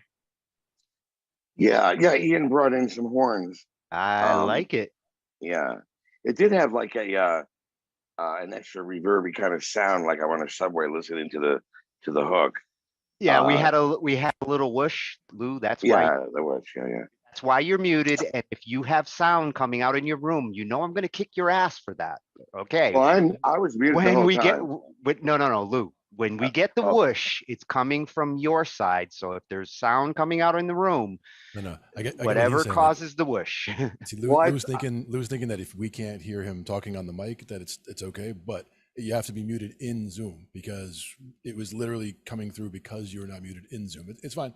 Just make sure that you see that little red thing before you step away. That's all. I thought he was just adding some silly noise. So thanks. I know it was actually fitting. Yeah. So Mike is playing bass on that and drums and singing, of course. Yeah, Ian brought in a whole different hook, a whole kind of a jazzy, kind of like Berkeley jazz, stoner feel to it. Here. Yeah, that was like stoner jazz. I liked it. Who unmute? Oh, I muted you because we're getting the whoosh. I'm not. I'm off. I'm just listening. I'm a bystander. Well, see, I just heard the whoosh just now. So there's a whoosh coming from your mixer. Probably my good looks. I don't know. I'm sorry. He has it's Sith Lord. Sith Lord. How does that go? My second affair is coming through the audio. Just important. Make sure you hit the mute before you walk away. I'm muted. I'm ready. Watch us. Watch us. There it is. Yes, just like that. Perfect. When we play songs, that's what I want you to do. When the music's playing, do that. Dude, helps avoid. Dudes, I see the little X above my mic. Dude, I'm not that bad. Look at dudes. Ready?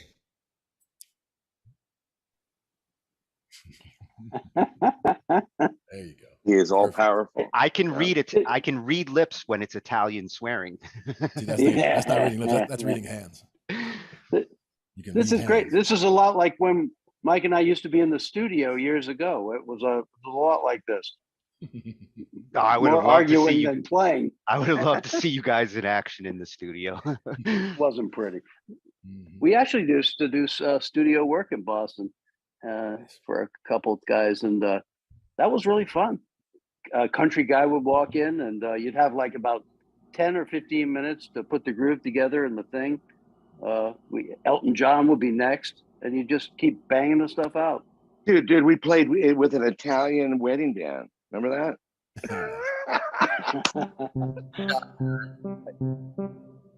Whoa. And the moon hits the sky just like a pizza by the morning. Wow. Sounding good, man. There's the whoosh, though. There's the whoosh. Your Zoom. Yeah, part of it is the effects. Part of it is the effects on the vocal. Just always keep the vocals. Yeah, don't even put effects on your vocals while you're in conference mode. If you're not singing, don't turn on the effects. Because I think it's unless you want to do the chicken dance, in which case, go for it. Yeah. But I think it's the effect. Guys, let me tell you, 2 boy bands. I was this close to being an NSYNC. So let me tell you something about singing and dancing. I would love to dance for you guys. Anytime you want to see it, I would love to dance for you guys. I believe you. I'm ready. Silver, tight. I'm ready. Leather. Let's go. Serious? We'll write a tune for that. Flash the lights. Come on. It's a variety show now. Anything you'd say and do can and will be held against you, by the way. But Take credit cards. Go for it, man. I mean, we have to do it online, so credit cards.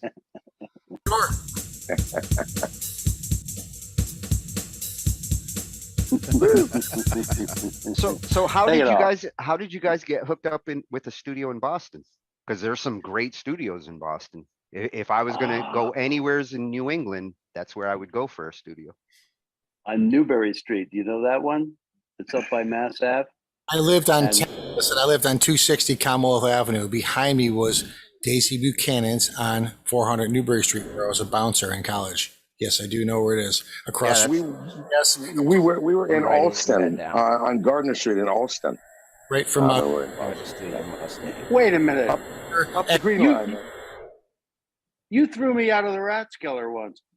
Probably. It was that was lead singer. Back again. Guarantee one thing: not one of you threw me out of anywhere ever. It'd take both of you to try to throw him out. Oh no! I'll tell you what. There was one time that my whole fraternity tried to throw me out because they had to have a meeting, and I was a pledge. So at least I don't know, 15 of them tried to carry me out, and they couldn't because I just had they're trying to carry me out, and I was holding on to somebody else. Curious who you pledged with? Sigma Nu. I was Teak figures, right? Sure. At Stevens, there were only a handful of fraternities. Well, hey. There you go. So we formed a band in Boston, and that's how we met producers and other people in Boston. Nice. Bob Schott was an awesome producer. He went on to work in New York at Editel Studios, and it was a small town kind of in a way. And we met him and the Cars ended up buying that studio on Newbury, I think. That was right after Bob left.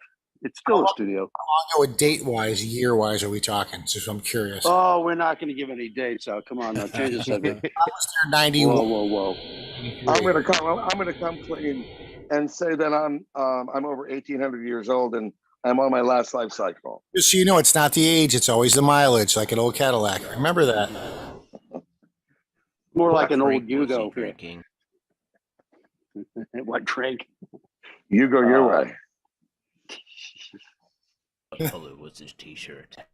It was a long time ago. Let's leave it at that. Awesome. Didn't you jam with that dude from Stained, Lou, when you were up there? Stained. Oh, so this is the situation. I used to go out with a girl. Her name was Sarah Montemagni. Her best friend, boyfriend, was. It's been a while since I could hold my head up high. It's been a while since I could call you. This dude is Aaron Lewis. Next to us, we were like, dude, put it in a fucking casket, dude. Like, kill myself music. A couple years after, he hooked up with a band. They signed him solo, and it didn't work out. If anyone looks into research about that for the first 3 months, they wanted more of a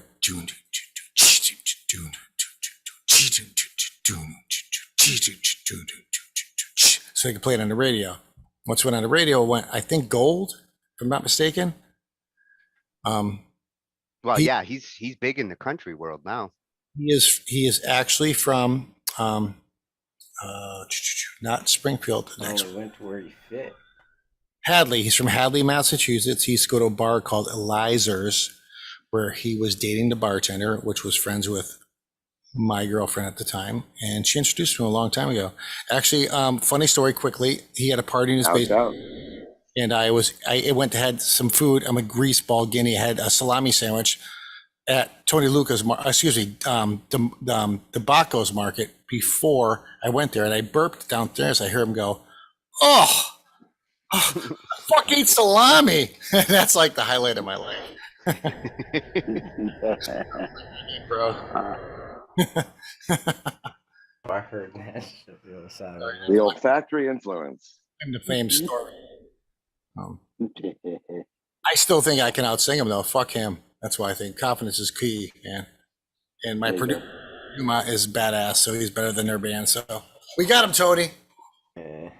He's Are you from Boston originally? No, Hartford, Connecticut, brother. Oh yeah. Oh yeah, my God. Me and Lou are Ian's coming out of Connecticut too. Go back 40 almost years now. I just Gales Ferry, Connecticut over here. Gales Ferry, brother. Yeah. Rock on. Yeah, Mike and I graduated from Ledyard High School. Oh no shit! You guys went to Ledyard High School, dude. You graduated before I just said we went before it became a casino town. You know this town. I have a cottage in Niantic. You know, Rob. You know where it is? Niantic. Right next. That's sweet. Yeah, bro. Right near the My Joy. You know that song, the My Joy, the fishing boat. No, but awesome. Anyways, that's cool. Great. I've actually been fishing on the My Joy. I have a place right down the street from it. We love it. Wow. Yeah, man. Wow, you're Hartford, Connecticut. The range is small. We have the second smallest state in the country. I think Rhode Island kicks our ass by like a 28%. But well, you know what the funny thing is I found Ian on BandLab, and I was like, I heard his sound, and I'm like, oh my God, I can't believe that. Like, sounds familiar, right? This sound that he was making, and then I saw Hartford, and right after I found him, I was when I moved. You ever been to the Webster? To the what? Webster. Harvard. The Webster Theater.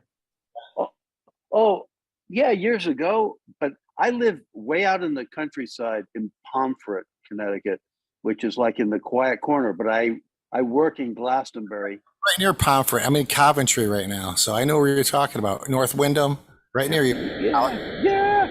Yeah, Coventry. Bro. Holy shit!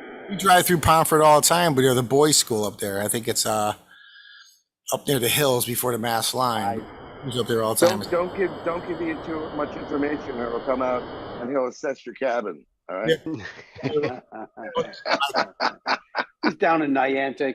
I'm not allowed on the shoreline anymore. Lou's gonna have a guest at the beach house. Yeah, exactly. Yeah, Connecticut's it's a boring place. Let's be honest here. But that suits me fine. I'm in what they call the quiet corner now, so I like it quiet. You belong in the corner for sure. Yeah, always was. Tony, that dunce hat on. Tony and I were kids, like 18 to 23 years old, at the band room. Tony, the next group around us was Avant Garde, and they became Weezer, right? Am I mistaken? Yeah. Well, two of them ended up going into Weezer. The drummer, ironically, became the singer. Wow. I didn't know you guys were. Yeah, it was a good band. We know each other since 7th grade, 6th grade, man. Me and Tony and I. Wow. Wow. Make some killer music together too, man. Rock on, Tony. You And too. there used to actually be a music scene, in the Manchester area, East Hartford, some of Hartford, Vernon. A lot of the musicians from all those towns would all go to Benzini's band room, and there's like 30, 40 bands at one point. Yeah, man, that was badass. Badass. Everything turned from the parkade too. You roll through the parkade, like, yeah, we're going to the band room, and then jump in the car and roll up to see some bands play. Great life. We grew up really cool, man. I go by your house every day when I go to work at East Hartford. You know that, right? I'm like, that's my boy's house. I rolled up at your paper with that chick, Vanessa, the blonde with the fucking baddest chick in the cook. For that night. I need this fucking best. Woo! Rock star. Tony always had the hot ones.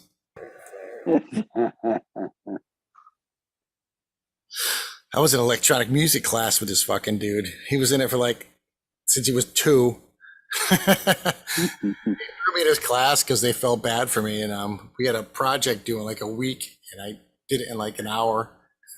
That was one of the only classes I went to as a freshman. Well, because you're a genius, they put you in gifted programs. They would grab Tony and cherry pick him out of the class and put him with a bunch of nerds that have a 3,000 IQ. And Tony would be smarter than everybody and the teacher, so they'd put him somewhere else. They had nothing to do with him. They couldn't put him anywhere, so they just let him do whatever he wanted. It was a great fucking life, man. Wow. Is that also a commentary on the people who lived around there at the time? In my life is Mr. Dumont, Mr. Tonis. Well, a couple of my friends, we were the only ones that were both in the gifted program and the supported program. And the supported program was for the fuck ups and troublemakers. So I'd spend half the morning going to gifted class and the other half going to troublemaker class. Damn, you confused the hell out of them. Connecticut school systems were awesome. They catered to push you both and figure it out. We went to a public school system which had a VOAG department. We had farmers. In Connecticut, in Ledyard, Connecticut. Yeah, I actually, when I moved from East Hartford to Tolland, I wanted to go to Rockville High, and it was the only way I could go to that high school was through VOAG. So I actually did VOAG for 2 years in high school, even though I had no plans on becoming a farmer.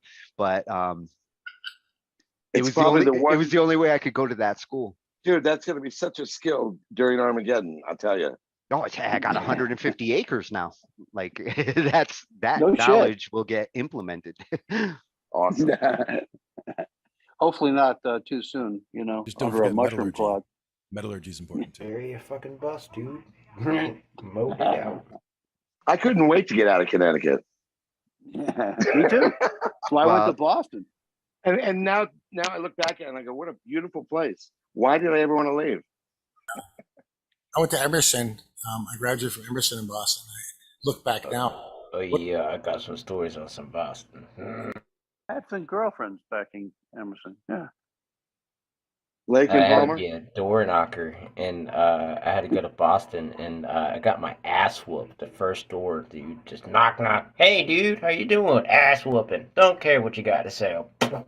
Well, and if you're gonna go to Boston, you better be a brawler because they brawl in Boston. I know they curse and brawl worse than. I thought New Hampshire was some cursing mouths. You just kind of get around it, like, okay, that's just how they are, and then you get up there and you're like, damn, they fucking malice up here, like fucking no land.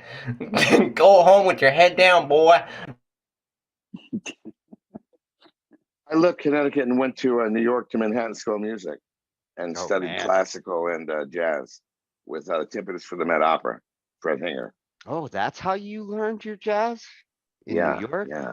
No wonder. And also, we had an awesome director in high school, Doc Marliani, who was a jazz player from the 30s and 40s, and he showed me some nice stuff too. But yeah, when did you find yourself compelled to learn jazz? Like how? Ever since I wanted to please my father. Well, yeah, it would be if you're trying to please a musician parent like that. That is the genre, right? He would bring me in and he said, listen to Shelly Man on the Brushes, son. listen to that brushwork. And he'd let me stay up late and watch, Buddy Rich on the Tonight Show. You know, it was a connection. So, it's the usual Freudian shit that guides me. You know, but I worked hard. I did all the competitions, the All State, All New England, All American, all that stuff. And if I might say, I won every competition. You might say that. And I came in second in the nation in my audition to Manhattan. So anyway, I could play the drums, but I was technical, but college taught me how to play with phrasing and feeling. And it wasn't about like speed and technique anymore. It was about music. Well, yeah. If you're studying for that, you have to get past the I mean, with jazz, improv is like a big deal, but speed isn't as important as clarity and precision. Just speed jazz, but like modern jazz now is like at a modern tempo. Usually. Yeah, I remember my theory teacher saying that, jazz is sped up classical music. It's all, chromatic harmony, in a way. And but you're right, with an improvisational piece. But then again, Mozart might have been improvising all that shit anyway. And Hey, improv. I think or Bach every Sunday having to pump that shit out. Yeah, right. Variations on every theme. Yeah. And I did audition for Meatloaf, actually. But unfortunately for him, somebody called him from Boston and said, "Why don't you quit everything that you're doing and come up here and join my band?" That was me. So Mike turned down Meatloaf, dropped out of Manhattan, and joined me. Began a life of drug abuse and rock and roll. That's when the real schooling set in. A couple of times when I was actually working in Manhattan, they had like concerts out on the not in the park, but I mean they have concerts in the park too. But this was on where were we? I want to say it was over on it Fifth?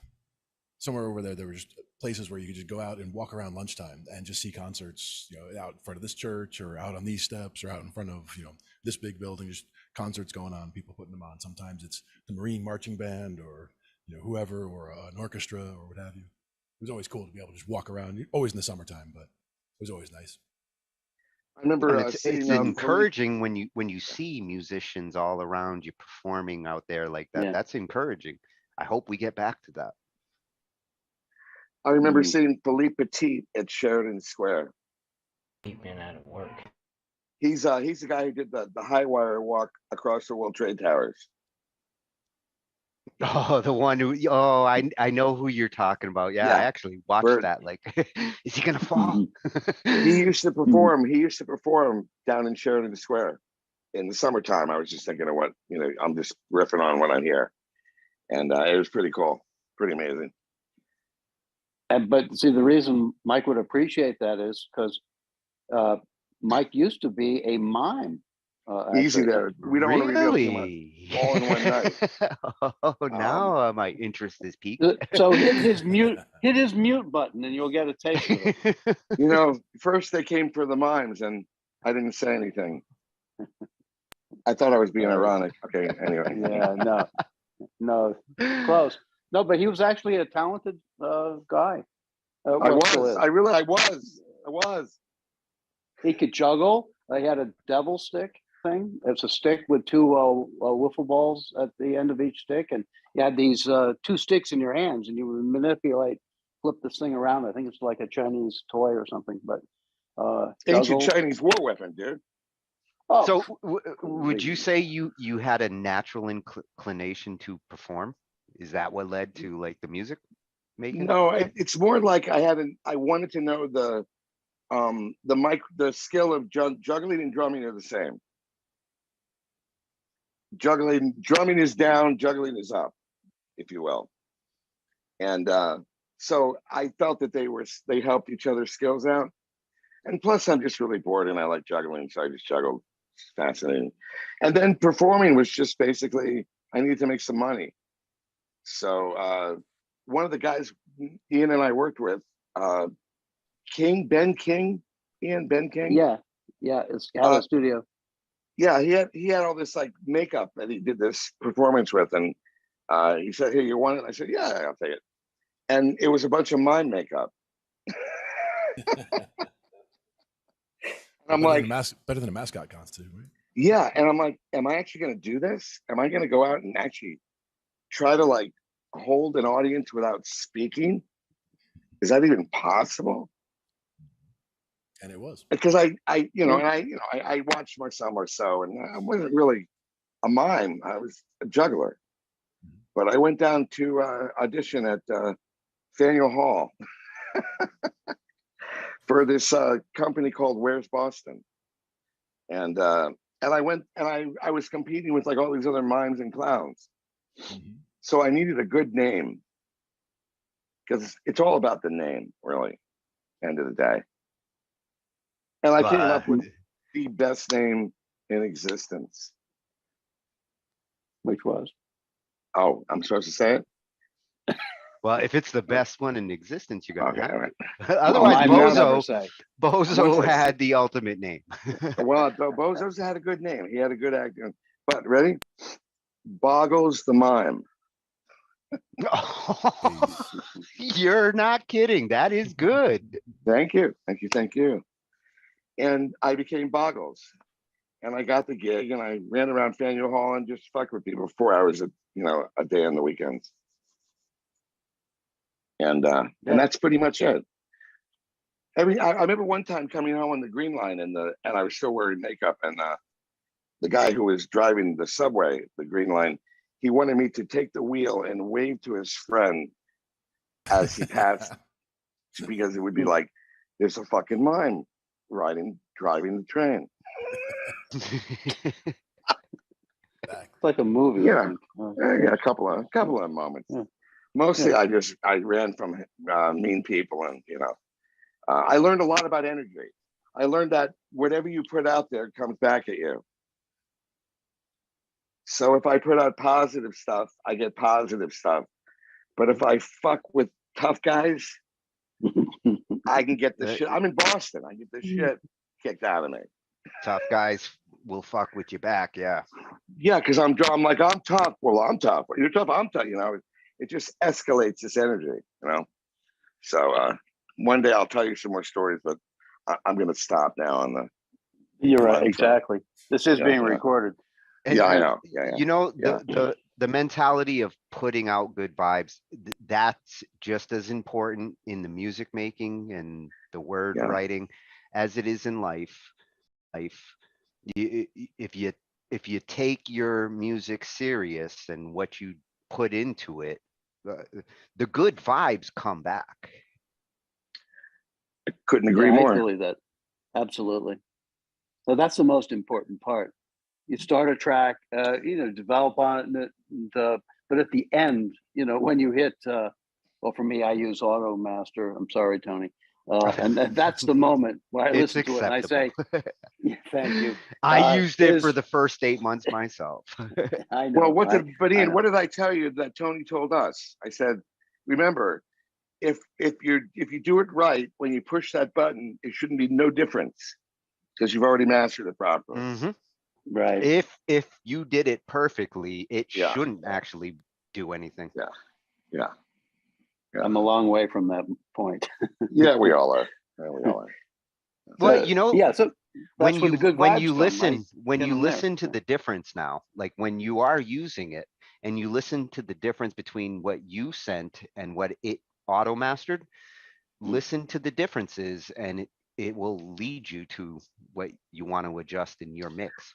Yeah, I agree, because Automaster kind of does a shift to the entire sonic landscape, and you might only want to shift a little. Maybe you want to bring the low end up or something. I agree. It tends to do an overall boost of all levels, and then you hear everything a little bit louder. But the more you recognize the things that it does adjust, then the more you can make those adjustments before. It also tends to what I do with it. That's what I don't like about it. Is I don't like a solid brick. I like there to be dynamics in the WAV file. I can Right. glance at a song and see where the loud parts are, where the quiet parts are, where the buildup is, all that kind of stuff. It really Yeah, does there's a eat visual up the component for wave. sure. Yeah, it's an important visual component. Ian, you use visuals a lot when you mix and produce, right? Yeah, absolutely. With automation and everything that I use. And I was going to just say, every like rough track as I'm doing rough mixes, because I have a long drive to work. So in the morning, I get up like at about 4:35. I try to lay some tracks down, and then I do a rough mix, and I put it up on my work in progress BandLab file, and I auto master it. Then I run out and get in the car and go to work. But that you get to hear it. It's like I call it teaching to the test. Like Tony's saying, it gets more sparkle in the high ends. It treats the bass differently, and that I use that feedback to go back and adjust the song. But I use it to adjust the Well, parts see, more. that's good practice. Yeah. That's It a makes good, sense. that's a good procedure. Like you're not going to get a perfect mix in one shot, especially nowadays where you're targeting different platforms. So right now you're learning how to mix for BandLab and how it's going to sound over there. But you send that same thing to SoundCloud or any of the other music services, your mixing will adjust slightly across different platforms. Not to mention different speakers. So headphones versus in a car versus on the big system versus somewhere else where they have, real serious bass. I mean, you get huge differences in what you're going to hear there. So that's where it's important to listen to the reference track, in a number of different places or environments as well. Yeah, a big challenge with BandLab is I suspect they compress everything to MPEG, M4A, regardless of whether you send a wave, which should be uncompressed.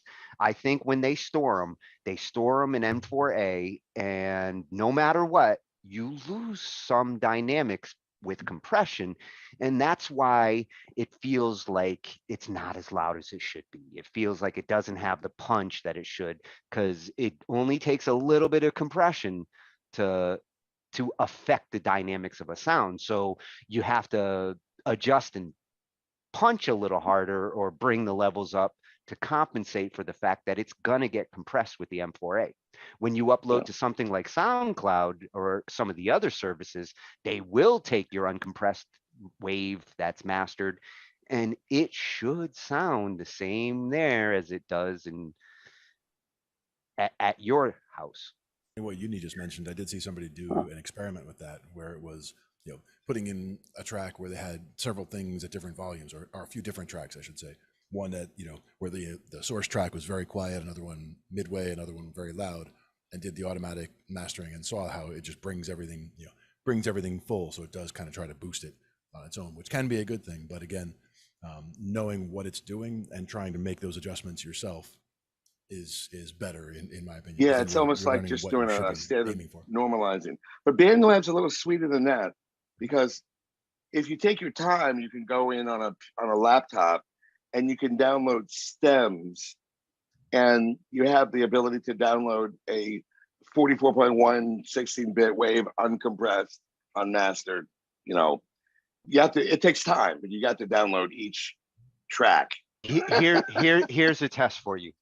Upload a 44.1 wave to BandLab, and then take that same track that you uploaded, re-download it as a 44.1 wave, and do a bit by bit comparison. And what you will notice is that this wave is not the same wave that I uploaded.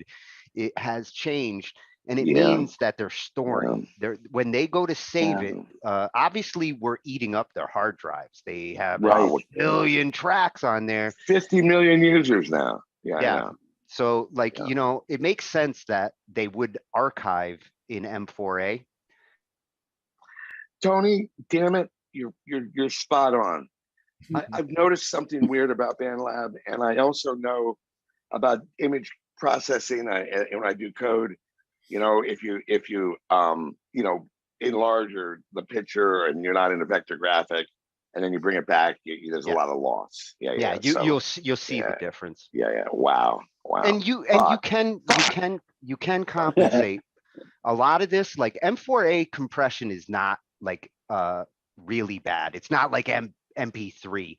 The dynamics that you lose are subtle, and if you purposely mix a little hotter or higher, knowing that like you're going to BandLab, it's not hard to compensate. After like 8 months of using the auto mixing, eventually I did get to that point where I wasn't hearing a change, and in some cases it was ruining my mix. And that's when you know you've compensated for it and you can stop using it. I always check it. Like I still, even now when I upload a track, I'll still take a listen and see how it sounds with their different choices, but it never ends up being better than what I've already done. I have a friend who works at Apple, Ian, you know Gordy. We were in a band together. Yeah.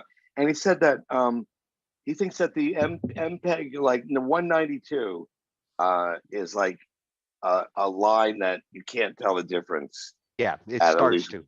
Right around there. Yeah. I mean, if you really want to be anal, you can go higher, but it just makes bigger files at that point. 24-bit and the whole works, right? Wow. So BandLab, goddammit, they don't have to, but they could offer a premium service where they don't fuck with there the files. You go. That's what I'm saying. They're trying to figure out a monetizable business model. You know, BandLab Pro, if they ever get off their derrieres, a BandLab Pro account where I can get uncompressed, not just 16 tracks. Right. Give me a permanent key for streaming. And now we're talking. I would subscribe every month for those features if they're listening. Yeah, I hear you. Not everybody would, but some people, most definitely. I would. So that's all that matters to me. Just making sure they don't say, no, now it's a pay service that also has this for everybody. Yeah, no. Well, I don't see them. I don't see them going to like. They can't go to being a complete paid service at this point, because when you've given, the kitchen sink away at this point, but their limitations are also what helps them to make a pro service that is worth paying for. They might also not, the only money that they monetize is like, would you like to have somebody produce? And then so maybe their, quasi music supports that service. Forgive me if I'm being cynical, but well, they tie into like Lab FM. When you look at the Steve Gibson websites, BandLab is like a complement to a whole umbrella of music sites, and some of them are catered towards the commercial market. You're seeing them partner now with Reverb Nation. There's another post they put out a couple of days ago. They're looking for an artist to spotlight on this new platform. People should go to blog.bandlab.com and check out these opportunities.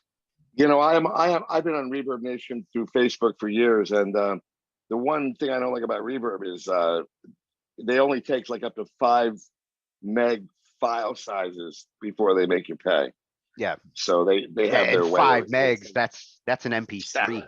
You have to send an MP3 if you want. It's a low quality MP3 too, not a high. Yeah. I know. But hey, I'm big in Uganda somewhere. Where am I big in? I'm big somewhere. That's funny Nigeria. That you mentioned that. Nigeria. We just interviewed somebody from Uganda like a week ago. Ange had an interview with an artist from Uganda. You'll be seeing that in the next couple of weeks. Awesome. Carlos. Yeah, I have like about 1,000 or so fans from Nigeria. Nice. Yeah, sure. Well, apparently I have like a $20 million account sitting there. Once I give them my bank account, I'm a millionaire. I'm selling pieces of the Brooklyn Bridge. Exactly. Exactly. I have a technical question for you, Tony. You see a lot of talk about this gain staging. And I get when you collab with other people, right? They're recording on all different devices, some of them in this chat room here tonight record on their phone at times. And other guys I work with send me like super hot digital synthesizer tracks. And, you know, you download them in, especially these synths. Anorak, and he's my buddy. I love this guy. And he uses that FL Studio thing. Yeah, and he popular gets, one. yeah, he just like, in you know, I mean, it's like super saturation. I download his parts, put them in the DAW next to my parts, and they're twice as loud. Where is the saturation in the level, or is it in the effect? What feels Like saturated? if you look at the waves next to each other, do they appear to be the same height, or is one No. literally doubly tall and fat? Doubly tall and fat. It's volume. You know, what I saw on as you YouTube- deal with different instruments, you get familiar with how what weight each instrument should look like in a wave. I've listened to so many different types of instruments at this point. I can see a wave and know if that instrument's too hot or cold just by looking at the wave these days. Like do you game brasses. stage? Do you game stage stuff if you're working with other people? What does gain stage even mean? Or about having the level come in, making sure, like to me, the Calibrating way I the would input. look at it is taking a good input from the beginning, making sure that, like, for example, if you're getting a level in and just trying to get it to a level that shows that you're not spiking all the time, but the loudest sounds are getting to the right levels, then you go to the next stage and see, you know, okay, now you're getting into the mix and how it sounds, how you're getting to towards the end. Yeah. But also, I've seen times where if you take one that's like a line in the middle and just has little bumps here and there, like somebody recorded something, but it's super quiet. You can do things to try to boost that, where you can use literally a gain plugin, like he's saying, like Uni was saying, you can put a gain plug in there and just crank up the gain there. For me, what I like to do, or what I prefer Now to do, that you end up doing boost though. I Right, like exactly. I prefer not to do that if I can get a good input. And that's But if where- you're gonna do that, you do it post. But even with that low signal, you could go, if you go into one of the defaults I use is the BL1176, one of the compressors in BandLab. I just go in there and it actually has I forget what it's called. It might be gain, makeup gain, maybe it says, but whatever it is, it's a way of basically you can bring it up right from there. And by using the compressor, it's already compressing up. It's taking that very, very quiet signal compared to the silence, and it's bringing it up to a nominal level. So even a very, very low signal, if I just put that 1176 on, I can just dial in a little bit with that makeup gain and get it to be as loud as one of those brick signals, essentially. Yeah. So Wow, just a little without the noise, without the background noise. Wow. Well, hopefully, like, you know, when you're dealing with a mic, this is with singers and mics is where calibrating and getting the best input you can, the balance is the most important. When you're dealing with line instruments, you don't have as many of these problems, but with a singer, you want to get that signal where when there's no noise, you don't want to hear noise. If you are hearing noise, the mic is too hot, and if it's picking up room or hiss or anything like that, you want to calibrate that so that it's not doing that. Then you want to bring the singer in and make them sing the strongest part of the song and the weakest part of the song, and get a feel for their dynamics and where they're going to hit in the wave. And then make your final adjustments, and that's how you calibrate a mic for a singer. The other thing about that gain stage in the beginning, or even about having signals, a lot of people, they see the volume bar in the top, like when you're in the mix editor in BandLab and you see that volume at the top, there's a bubble in the center, like on a level, and that's at 0, but the bar itself is a lot longer than that. The bar goes up to +6 or more than that, right? So it's quite a bit past that. So when people, and it a lot of goes times from they're yellow spiking, to red. it goes from yellow to red, and people a lot of times they just go to spike that bar. So if you hit play and you see that bar just spiked 100% red the whole time, I already know that waveform is going to be a big brick, right? And that's not what we're looking for. So the first thing I would do is to try to just solo individual tracks, like the one that looks the busiest or has the loudest parts to it. I'll try to solo that track and see how it hits up top. And it should be hitting that bubble or a little below even, because we have to factor in the fact that we're going to be adding all these sounds on top of each other. And that loudness, certain sounds are going to add to others and make them louder. So you have to leave a little bit extra room for that. So I try to get solo one track and try to get it to where the loud part of that track is now loud, getting just beyond that bubble maybe, or right to that bubble. And then when you start adding the other tracks in, and make sure you're not spiking all the way to the end, because if you're And that's spiking all the real way to the end, important. it's not good. Listen to each track individually. Look at that track's levels individually, because when you're listening to the mix of all the tracks, and Uni makes an important point right there. It's better to deal with tracks that are recorded too quietly and try to boost them, rather than trying to bring tracks that are too loud down, because tracks that are too loud could already be clipping. They could already be artifacting. There's already things breaking up. There's already things that are undesirable in the sound, probably, that are difficult. Like bringing the sound down by 20% or 30% isn't going to take that part out. Like that's already, the sound is already damaged in a way. Whereas if it's too low, trying to bring it up, you might end up boosting the noise like we were talking about. But that's where something like the Reefer plugin we talked about many times, that can do the subtractive EQ, where it can actually subtract out the room noise. Like you get a quiet part of the track where there's nothing but the room noise, and it'll pull it right out. Yeah, that's the beauty of the subtractive noise reduction. You can maintain the same dynamics. Like it works really great with like Angie's tracks. She uses her phone, and we get a little bit of room noise, but with the subtractive noise reduction, it gets rid of the noise, but it does not lose any dynamics of the vocal tone. Builds a noise profile from what it hears, and you can actually see it on the screen, so you can see where the noise is in terms of, is it low hum, is it higher noise? Like you see the whole profile, and it'll try to basically knock that out. It'll put a template over that and say, okay, block all that.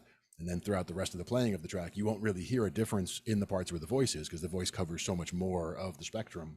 But you definitely hear in the quiet parts that noise is gone. Yeah, the subtractive approach, it's called Reefer, which all you stoners out there should be able to remember. These are free plugins. REA, because it's based from REA, which is part of Retools. Reaper, yes, Retools. Reaper's a DAW, but they also give these Retools plugins to anybody for any DAW. They're VST. You should get them. They're free, and it is the best noise reduction, bar none. I've tried like 10 of them over the last 2 years. It is the only one.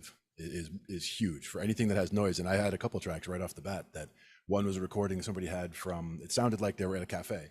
So you hear, dishes clanking and people chatting and things like that. But it was that part doesn't all disappear, because that's going to change over time throughout the song. It'll be minimized somewhat, but it's just that takes a different kind of noise reduction if you want to try to get rid of those. It wasn't going to get rid of all of them. You still could tell that it was going to be a live recording, but what it did get rid of was that steady room hiss that was there, because of it was a big open space or whatever, and the microphone was giving this high hiss. So listening to the original track and then listening to what happened after that subtractive EQ, it was night and day. It was like magic. So I for sure would recommend that. Yeah, and what's cool with Reefer is it has like 5 different approaches to noise reduction. So it's not like you're stuck with one way. You pick the approach for what you're dealing with, and then you get different adjustments. You can EQ out noise, you could subtract it. There's isolation options, so you can just say like, this is the noise I'm looking to try to get rid of. Depending on the approach you take, you're going to get different results. But the subtractive, when you're dealing with noisy phone tracks, vocal tracks, it is the only noise reduction that I've found that can cleanly remove that, and it doesn't really fuck up the tone or the dynamics of the lead.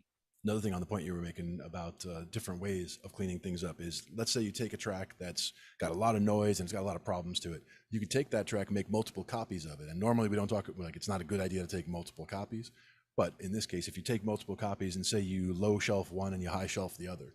So this track only has from this frequency down, and this track only has from this frequency up, and then you can deal with them individually.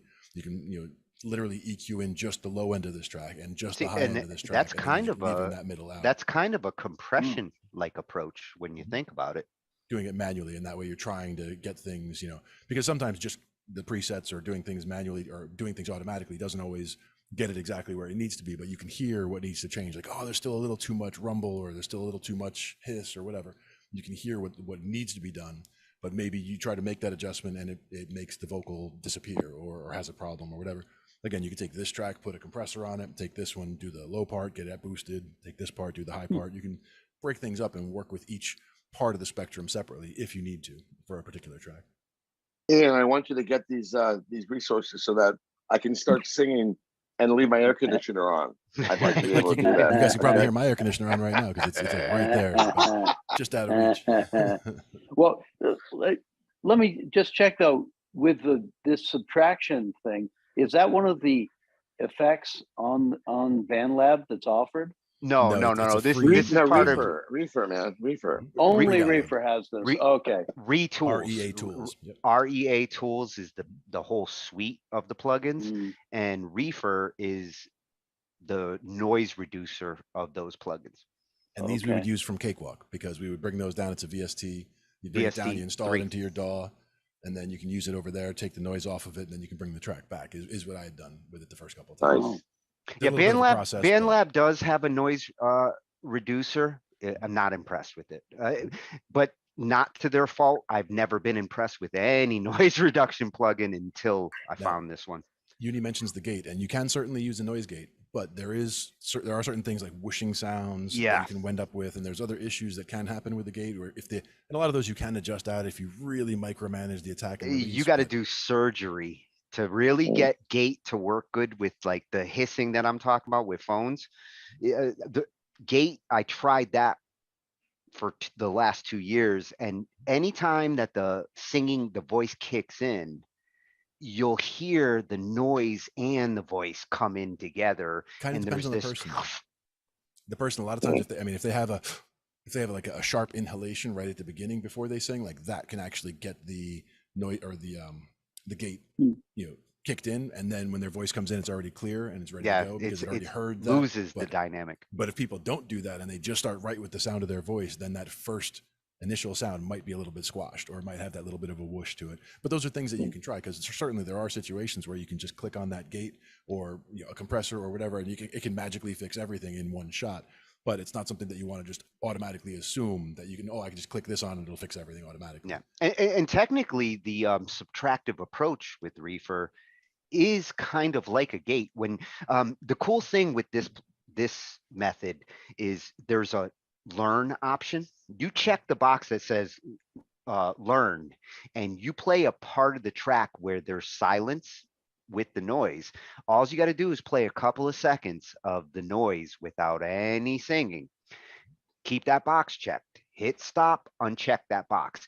And if you look at the profile, the Reefer will actually profile where the noise is at the bottom, and it'll make a fingerprint of the noise profile. And then after that, it just magically gates that part of the track. Without sounding like a gate, because a gate by itself, the way it kicks in, you can hear that when the sound kicks in with gating. But with this profiling approach, you can't tell when the audio is actually coming in, but the noise isn't there. What's happening, Chuck? Good to see you. It's one of those things also, to me, it almost seems more like an EQ mask, where basically it's developing that, again, if it was like a bass heavy sound that was interfering, then you'd see in the graph that it's bigger on the left side, you'd see the exact, sweep of what that sound is. And that helps you also to see where in the range you might need to EQ things out in order to get rid of it. But to me, it's like if you had one of those big EQs that has all the different bands, it's as if you took this band down a little bit, that band down a little bit, and you blocked out those specific frequencies, but there's still enough of the original sound and enough frequencies not blocked that you're hearing a coherent sound from the original signal without all of that garbage that was in there at that particular spot, because it just blocks that particular, I'd say masks that particular set of frequencies. Wow, that's extraordinary. That's amazing. I got to check that out. It is a That's why we need some engineers and producers, Mike. If there's one tool that I would say everybody should have in their VST arsenal, that is the one. Yeah. One of the others that we talked about at one point was Blue Cat, and I'm trying to remember what it was specifically about Blue Cat that we used.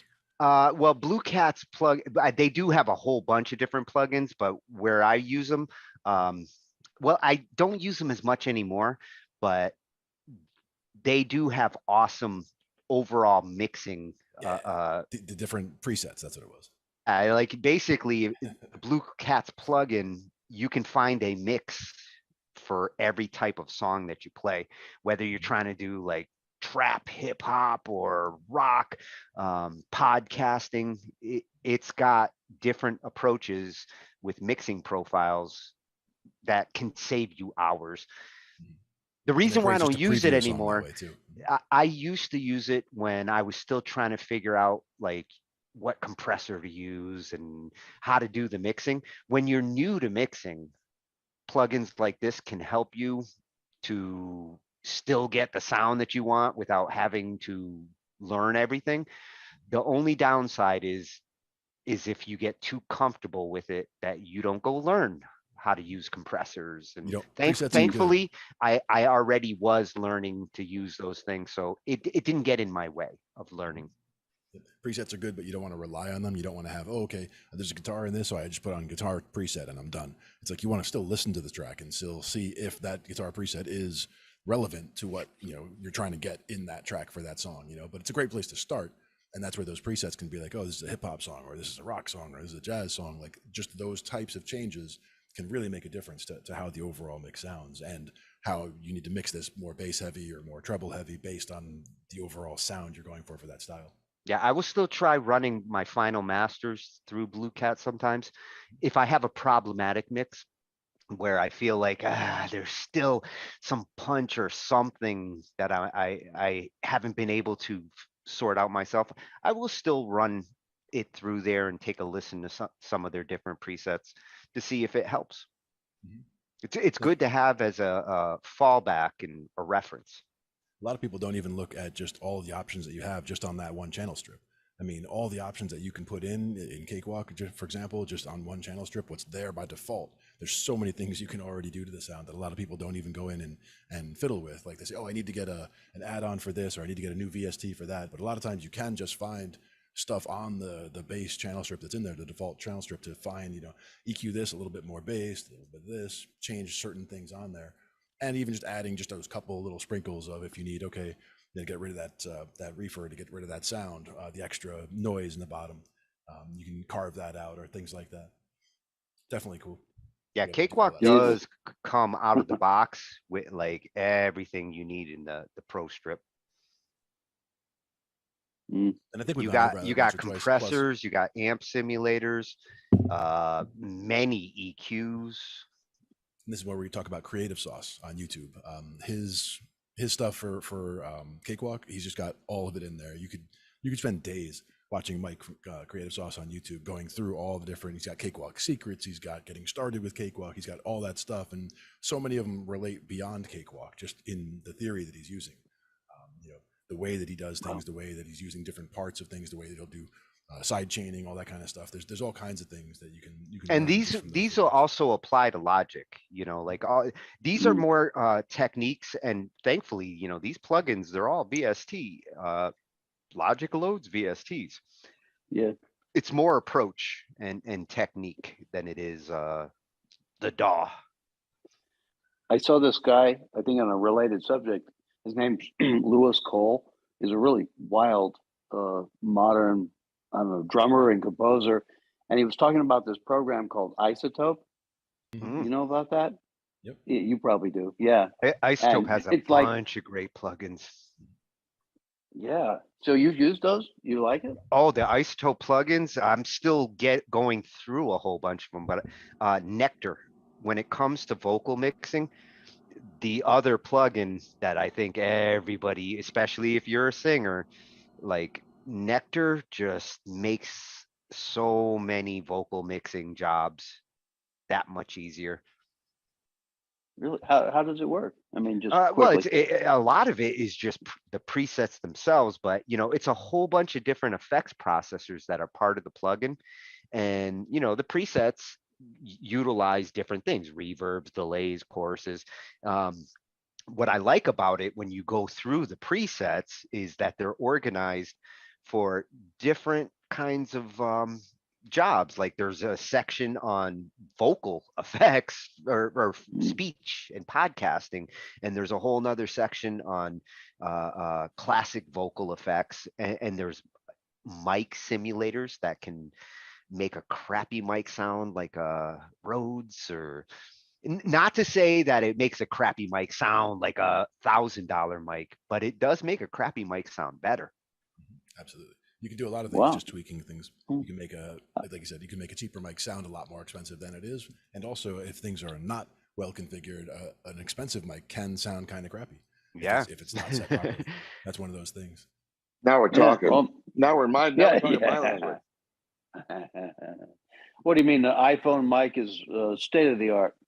No, I remember back in the day we had this really beat up like microphone that was just like completely like lost all of it. All it had was like a radio high end, like a and I used to love singing through that distorted microphone. Some people pay big money for a pedal that'll make you sound like that now. That's right. Ironically, yeah, that's now what people are trying to get. And Chuck, actually, that's exactly what those Creative Sauce is. The guy on YouTube. You'll see tons of Cakewalk for Dummies is exactly what he has, like at least 3 or 4 videos that you could classify in that category for sure. And he breaks everything down real cool, goes through everything, shows you everything that you need to look at. And just, again, has so many different videos that they get very specific about what each one is about. So if there's a specific area that you're having trouble with or that you want to investigate more thoroughly, you can find a video tailored to that, or tips and tricks, or getting started, like all of those. He has videos for all of that. Yeah, Creative Sauce. Creative Sauce has been my go-to since I got back into Cakewalk. His tutorials they cover everything, and he explains it nice and easy. I'm taking notes. Awesome, really good. I mean, one final thing, just as I'm gonna probably fade in about 5 minutes or so, which is, have we talked about, or have you heard of something called Sonic Pi? Sonic Pi? Yeah. Is See, I teach. No, it's actually the guy who wrote Pi and did a lot of Python stuff. He created this music PY. Yeah. Or no, it might be Sonic PI. I forget. But what it is like, it's actually code. You write Python code, and the code triggers the sounds. So you're on stage live, and you're just writing code, and it's creating the whole sound landscape. It's like I teach code, to like STEM in college, and it's just sort of an experiment in like, what would it be like if you wrote code and code became music, like on the fly? Music is code. There's the irony. Like music is actually code. There's programming in music that has been there all along. No, I'm with you, but the approach is not of a keyboard. The approach is of a computer keyboard. Yeah. Control shift, and I remember writing in BASIC or whatever, trying to write to the music on, make music on a computer way back when. And I can only imagine what you could do in Python with music now. I mean, I'm sure it's come a long way since the last time I looked at it. But yeah, that would definitely be a good avenue to look at. Oh, I will be checking this out this week. This guy knows Python too. So. Maybe next Thursday we'll be talking about this, because this is based on Ruby, which I know the language. So. No. Let me also say this, which is I got one of my students. We did a pretty cool project, which was we went up to GitHub and we grabbed Shazam's code that creates a hash table and a fingerprint. Available? Right? It was always available. Everything's on GitHub, Ethereum, Bitcoin. Nobody knows how to use this stuff, but that's where a lot of it starts anyway. So my idea was that we wanted to create our own database and play a song and fingerprint it. And then we actually it's not a copyright infringement, but it's a database of fingerprinted songs. And then my stretch was, well, what if it was a password? Or what if we created a song that went into the psychoacoustic area of like above 44 point, our hearing range, which is what, 27,000 hertz or something. And you created music that only dogs could hear, but it triggered a password that opened up a service. Anyway. I like the idea. What you're talking about there is not much different than when they tried using images as passwords. You remember, like, your banks would have you load an image in order to uniquely identify yourself on a machine. Right. And the idea is it's a like, form of encryption. Yeah, exactly. And that's what's the problem now is, with the advent of these new computers don't break encryption anyway. So these are the ideas of like security. And it's also an idea to like generate music, right? Because I don't want to use Paul McCartney's like blah. I want an original piece of music that only one person has the key for. That's the tough thing, is that there's only so many combinations of good sounding chords, or chords that sound good together. And that's where one thing, remember when we looked at hook theory, Tony? Hook theory is one of those sites that has one particular section where if you were to put in a chord progression, like you put in C, G, and then it'll tell you the percentages of all the songs in its database, which it has a lot.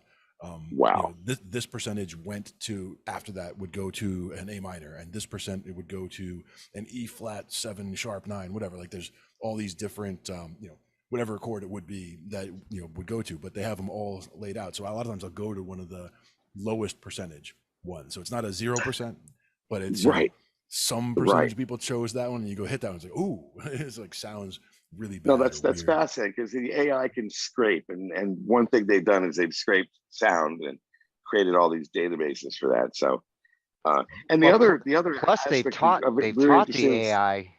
the AI some music theory. So when it's scraping, that AI is getting smarter.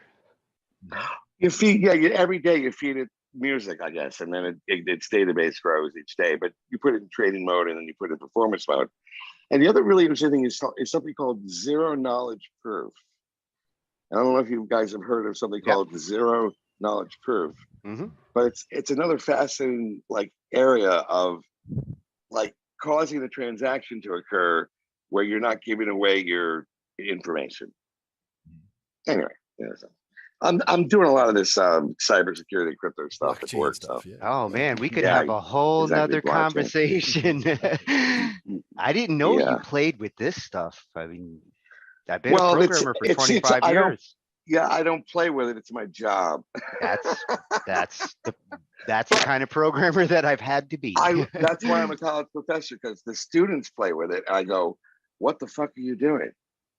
Like, I have a student who's writing a bot for Twitch and Discord, so she can keep her social media growing when she's not there. An AI bot, and it's not hard these days. Yeah. Anyway, well, it's hard until you know it. Whatever. Well, and that's what the programmers are really starting to utilize AI and bots for these days, is to do what would be considered menial tasks for the brain, like watching your Twitter account and for activity and responding. If you can offload that to AI and a bot with your own thinking involved in it, then it is kind of like it is you. I would finally be successful if I could only be nice to people. Maybe the bot will be my answer. I did all that with poker bots for about 10 years. I used to program poker bots to play like me. Awesome. How good? Were they functional, or was it AI? Oh, very functional. Are you kidding? That eventually I was like, why am I sitting here for 8 hours a day pounding through these tournaments? This machine doesn't get tired. It doesn't tilt. It doesn't get angry when it loses a hand, and it just keeps powering on. Where the specialized AI is wiping out every human being specially. The generalized AI, that's where the road and the rubber are going to meet. That's the trick. We were talking about the with artists the other day, because all this artwork that's on what you see on my camera here, this was all generated by AI a few weeks back. And what's the name of that program again? Let's see, which one was this? This was from the Google collab. But right now, what I was looking at, there was Midjourney was one of the ones I was looking at, but that's not what I generated it with. Let's see, what was it? No, it's amazing. I knew artists who would painstakingly spend hours doing what you're generating on the fly. Oh, Tony's got something to show you on Yeah. that front. What was the address on that one we were looking That at? was let's see, it was Dream, right? So Dream Stable Diffusion. So I would say beta.stablediffusion.ai/dream. That's my guess. It'll probably come up because you already were there before. But this is unbelievable. You got to see this because basically it comes down to how well you can describe what you want to see. But if you can describe it, it can make it. You can describe it in a particular artist's style or a particular type of style. Like you could say a comic book page, or you could say a pencil drawing or a blueprint. Wow. And you can give it any subject matter. And if you can describe the scene, it can do it for you, and it can do it for you in under 30 seconds. It'll give you a 512 by 512, like these images around me right here. These are like little 512 by 512 generated by AI. But with these, if any of the ones that you see that have human figures, you'll see that like faces are distorted and too many or too few fingers or limbs, things like that. Because the AI I was using then wasn't as good with particular figures or faces at that point. But they've come a long way. Like there's one of the bands right there. But wow. They've come Yeah, a and long then you way now. do an automated workflow to a non-fungible token. You could.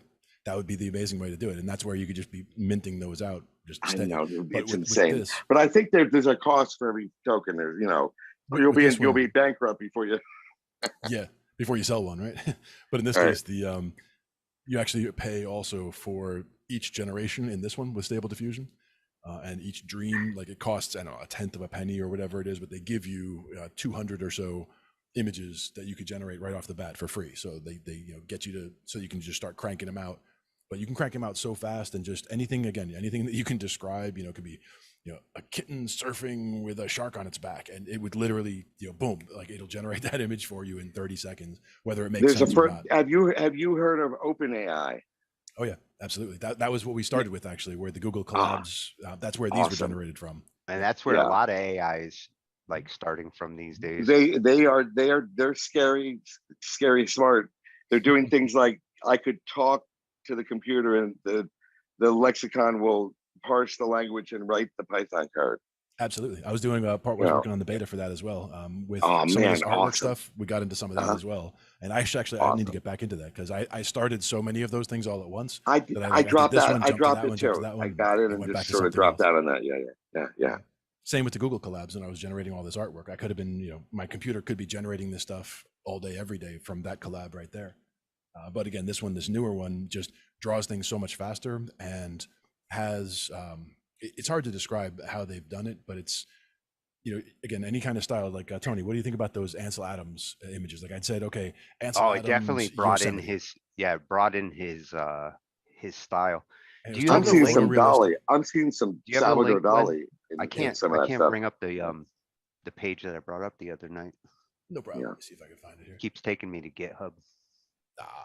Jared Lanier is going to be really angry with us for sucking up all the resources on the planet, though. Hey, as long as the resources go to good use. Yeah. Well. Yeah, I don't have a good understanding of the blockchain ledger and the resource hogging that it does. I am pretty good. I am pretty good with the blockchain. It is hogging up resources these days, but I'm liking the fact that tomorrow's bank ledgers are not going to be in the hands of banks. They're going to be in the people's hands. And that's really the importance of Bitcoin and blockchain. You can't burn these books. These are ledgers that are immutable.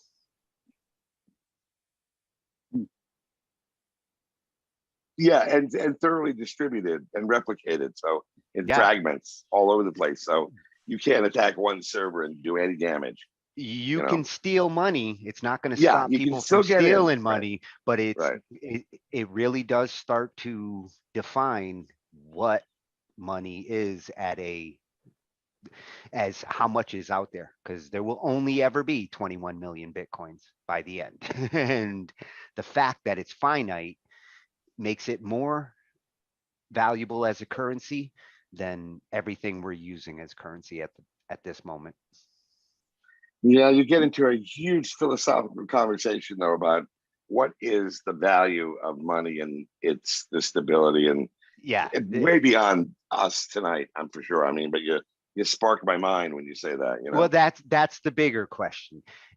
If you have a ledger system where you can say like this is how much of something there is, then you can start having the discussion of how much that is worth based on supply, demand, and usage. Money is just a method to a means. Yeah, and the issue, of course, we have is that we just print the shit out of money. Like we just add to it, you know. Yeah, We quantitative which quantitative. It depletes it, changes its value. Yeah, we keep fucking up money. Yeah, right. Yeah, Ian, if he's still awake, he would tell us that the housing values don't go up. The value of money goes down, baby, goes down. Well, I don't always say that, well, but we're in a strange place now, because that's actually what I do for a living, and it's valuing real estate. And here in Connecticut, we're in a very strange place. In Glastonbury, a wealthy town, values still keep going up, and instead of 10 multiple overbids, there's only 5. But it still keeps buoying the price up despite interest rates clicking up, because there's so little supply. And now the millennials have hit their stride and they have money and they need more space to have children. So there is a real serious, deep rooted need and very limited supply. And people can work from home, so they can move that money around now. It comes down out of Boston and New York because they can work on a laptop, and they got dollars and the other people have pesos. It's the strangest thing. I've been through 3 crashes already, picked up those pieces. I couldn't tell you what's going to happen in the next 2 years. Yeah, I didn't imagine what has happened in the last 20 years. I couldn't have predicted it. Thought I knew where things were going, you know, coming into the 2000s. It's been a surprise every one year. After another. Mm-hmm. Well, there's a finite amount of planet, and just like Bitcoin, there's a finite amount. So the stability of our dollar and an increasing market of goddamn humans, goddamn humans. And it is time for this change. Like this is money is changing in that sense, and 21st century money is going to be blockchain based. I think that it is a big deal. We're still grasping the big deal that it really is. Studio. I went to get my new glasses, and I took my wallet and I went, this is money. to the kid. He didn't know what money was. Okay. Oh yeah, absolutely. Kids never know. Like that. Kids never know what money is. Yeah, never did. What is that paper you have?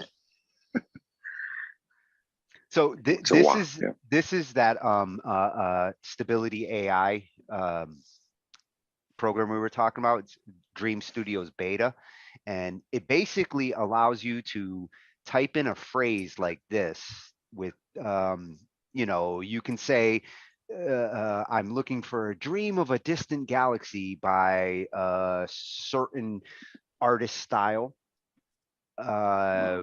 whether it's a matte painting or line art, different artistic techniques. And the whole trending on, I guess, if you really wanted it to look like it's targeting on ArtStation. Yeah, and then high quality. So read a dream of. Well, when's the music equivalent going to come out? Actually, there are some. Yeah, me and Glenn have looked at a couple of the music AIs, and there's a few of them that are kind of getting to this point where you can say a fugue in the style of Bach, in the key of, but made with the screaming electric guitars.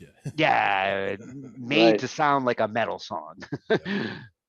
Yeah, they played a 24-hour or a 72-hour AI music thing that everything was different. It never repeated any particular. Well, I think I I'd have to saw put it something through about that that. thing, It that was chord all thing that you talked about. it was all AI generated, no human input, right? Was that the one? Right. Yeah. Nice. I wrote Yeah, it's over a for us. song. It was fun writing songs. Wasn't it fun? It was fun writing songs. Yeah, and wasn't But it it was fun? all in the past now. It was all in the past. Fun, now. man. I let the bot do it. I did this song. It was a collab with Laura just recently, and it's up there. And I think if you played it, it's shocking to me, honestly, still. And I used some techniques and things in there. It'll be interesting, or for me to see if you recognize the tools that I'm using in this song. It's called Waiting, and the premise of this is that your AI assistant, think of Alexa on steroids or something, but maybe it's even Elon's bot, the one that's supposed to stand there waiting for you.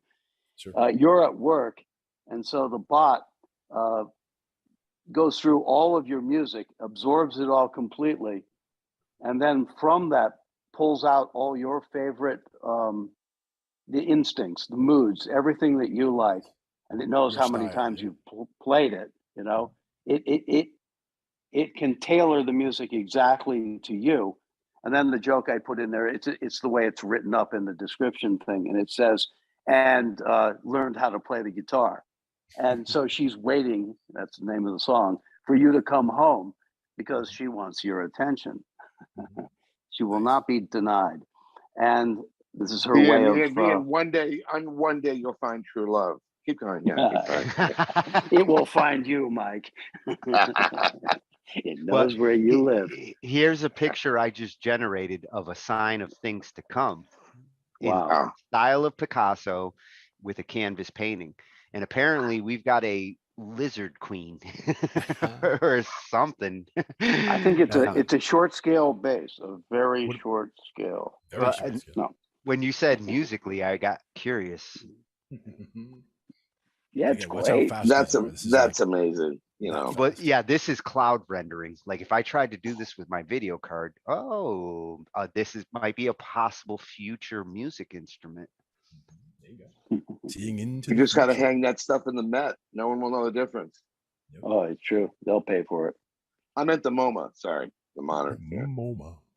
MoMA.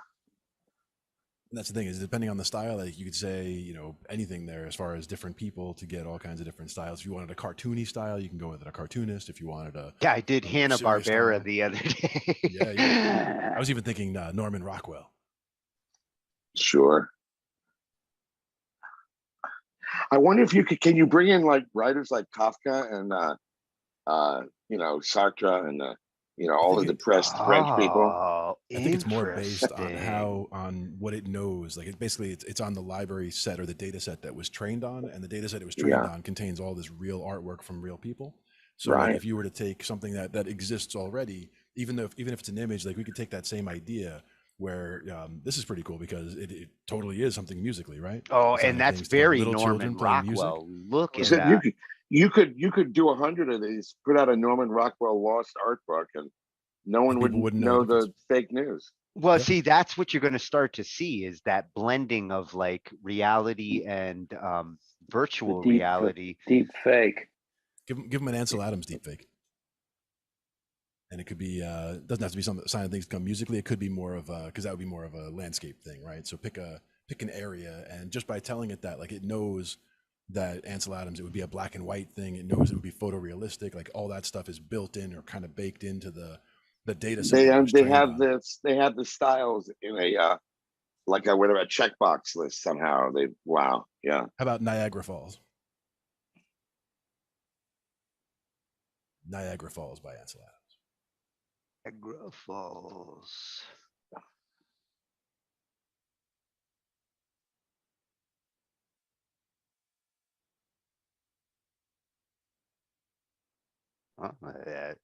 is a view of Niagara Falls. And it's a fictitious view. Like if you tried to find that exact view at Niagara Falls, you wouldn't find it because this isn't This an is actual not image. copywritten. This is generated by the AI, every pixel. So it's and cool. clearly the Canadian side. Yeah. I did Angel Falls actually at one point, and I did Ansel Adams and Angel Falls, and it had some that were really cool. Like the way it had, waterfalls coming down from the very top of the screen and like vanishing off in the distance because it knows that Angel Falls is that high. Is there a limit to the amount of text you can type in, or I'm sure there eventually would be, but it's something to play with. Like how there's a lot of space there. You can get very descriptive. I want to say it's 250 or somewhere in that probably range. Yeah, so that makes sense. It's a fat chunk. 2 to the 8th power, 256 or something. Yeah, exactly. A byte. Amazing. Okay, this is definitely an Ange request. A field of butterflies with frogs and bees. Absolutely. Wonderful. Now, what artist is the question? I got one. Hiro Isono. So somebody who's unknown. Somebody unknown that'll just fuck with the AI. My buddy Fred. And that's the thing is that wouldn't work because the AI doesn't know what it is. So they would just try to make up something. Now, I have a friend who is an artist. He's done thousands of paintings. Nice. You'd have to scan that stuff in, of course. There's no way to show art to the AI, and it can't replicate it yet. Wouldn't there be a copyright infringement underneath all this somehow? No, all of this is being generated on the fly, so it's not actually utilizing any piece of media to do any of this. What's also true about Apple Loops. Apple Loops are programs that don't exist in music until you make the arrangement and it's a record button. So, it's just like MIDI. It's just like MIDI. MIDI does not violate copyright because until you turn it into sound, it isn't sound. It is just notes. That would be like saying, you can copyright a song in sheet music. So you can say like, this is my song and hand out sheet music and copyright that. But you can't copyright a recording with sheet music, right? What happens if you try to say no? But I know what he's talking about. Is like photographic and allographic. Photographic art, pictures, the thing that we're playing with right now. If you copy it, it's a violation. But holographic art, which is music, if you don't copy it, it doesn't exist. So this is interesting. Like, is the AI violating Ansel Adams' copyright to a jury of 12 peers? If you go down to the frequently asked questions at the bottom on the left there, it actually goes into that. Like, is this, it literally, because they talk about that because right there, what is the copyright on the images and everything else, and they talk about the fact that it is generated from basically nothing, from noise, but it's just trained so well that it makes that noise resemble exactly what you ask it to. But it's trained on something. How does it know what a waterfall looks like until someone feeds that in? It has copywritten media in its training. Some of the one I was looking at had the larger data set had 5 billion images. I mean, it was a ridiculously large. That's the thing, right? It's the size and how big the data set is. But there's not a single chunk of a single one of those images in any of the stuff that we've looked at. Any of those butterflies, those don't exist anywhere in any of those images. It didn't grab that from an image and use it. It just knows what a butterfly looks like from seeing images of butterflies before, seeing those descriptions. So the training set is what tells it what things should look like. And you can get, I mean, the kinds of things that you can do with it is just ridiculous, really. Well, you're overwhelming it. You're beating the system with pure volume. If the training was only 6 photos of famous artists, right, and it just and its limited output was only variations of those 6, you would see the Mona Lisa like halfway there, right? And that'd be like a Beyonce song that steals a clip from Earth, Wind, and Fire. You go, aha, that part there is the face of Mona but Lisa. Ian, this really begs an interesting question about human perception, because you know how they say like 6 degrees of separation, right? And that means that we're really related to everybody within 6 people. We're related to everyone, right? And we don't think that way. And the book by the guy who wrote Mathematica, anyway, famous guy, The New Kind of Science, this book. And he lays waste to all ancient mathematics like algebra and says that reality is based on patterns. And once you layer 3 patterns deep, you don't see that it's a pattern that looks like reality.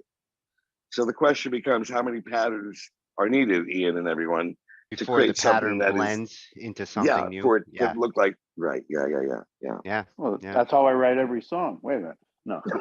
I layer out stuff on top of each other. No, it's there's a nothing good unique. point. Oh wow. Yeah, it's Stephen Wolfram, in fact. So, you know, you're right. The way that we write music today is layers and patterns. Absolutely. And there's only so many notes that we have access to. In our styles of music, we only have those 12 notes. In Eastern music, there's 24, but still, I mean, we usually stick to those. I mean, you can play a fretless bass and work your way between notes, but that doesn't mean you'd put them on a staff as, you know, this note and a quarter, this note and a third. You know, you're passing through those notes. There could be an entirely untempered movement that will occur where they're like, fuck temperament. I want the original, you know, Pythagorean scale. So everything kind of goes flat as it goes north. And, you know, and things go full circle. So like right now, if we're building these tools and making reality into artificial reality, it will only be a matter of time before eventually we want to go back to traditional approaches. Like this can only last so long before we will. No, you're right. There's a medium or a norm, if you will, or a variance. I remember reading the history of like the semitone, and a guy did try to create a quarter tone keyboard, right? But it was too big, and his fingers couldn't play it, and you know, there's all kinds of problems. And what did it sound like? I mean, right. I've actually thought about like hitting halfway through a semitone, which you have to. You can do it like with MIDI nowadays. It actually would be easier. Oh, absolutely. When I was studying pixels on the TV, though, you can't see the difference. You know. Well, when I was studying dictation, our ears aren't fine-tuned music. I was think of it like on a fretless bass.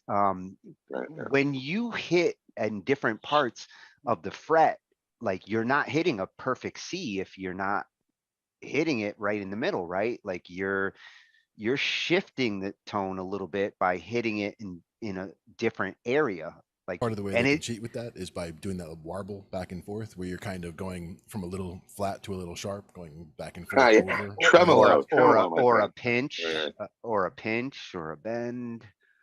But yeah, well, and there are certain places like blues notes where the third is such an interesting place, where minor third, major third, you can play around there a little bit with quarter slides and stuff. It's beautiful. You know? What I'm saying is that it's only as good as the listener.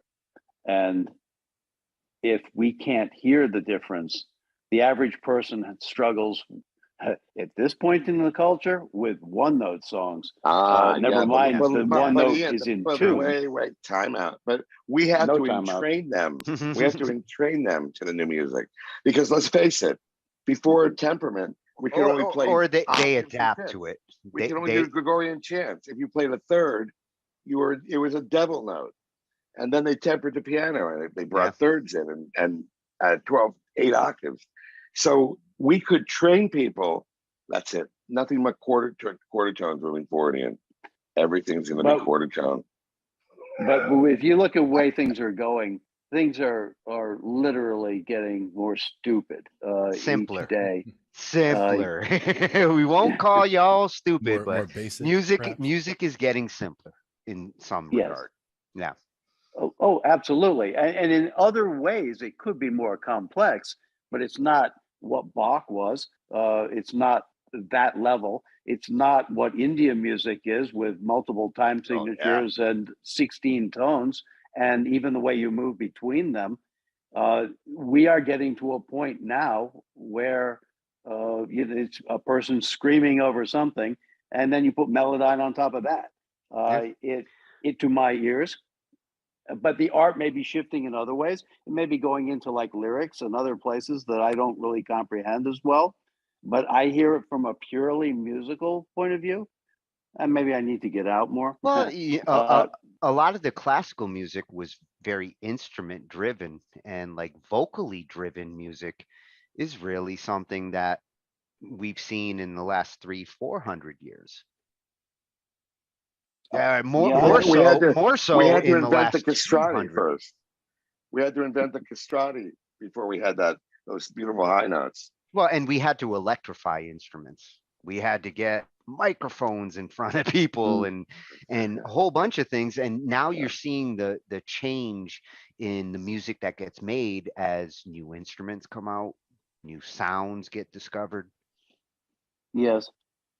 But where's the listening going? I guess that's where my question is. And I get frustrated. You can probably hear that in my voice. It's like I try to go more and more into the depths. I'm studying other scale forms all over the world and other things, but it feels like I'm moving against the tide in a complete opposite Are you happy direction. are you happy with what you're hearing? You're listening as you explore those sounds. Are you happy with what you're hearing? Because I guarantee you there will be listeners out there that will like the same thing. Your ears are not unique to you. Your ears are shared by many who hear the same way you do.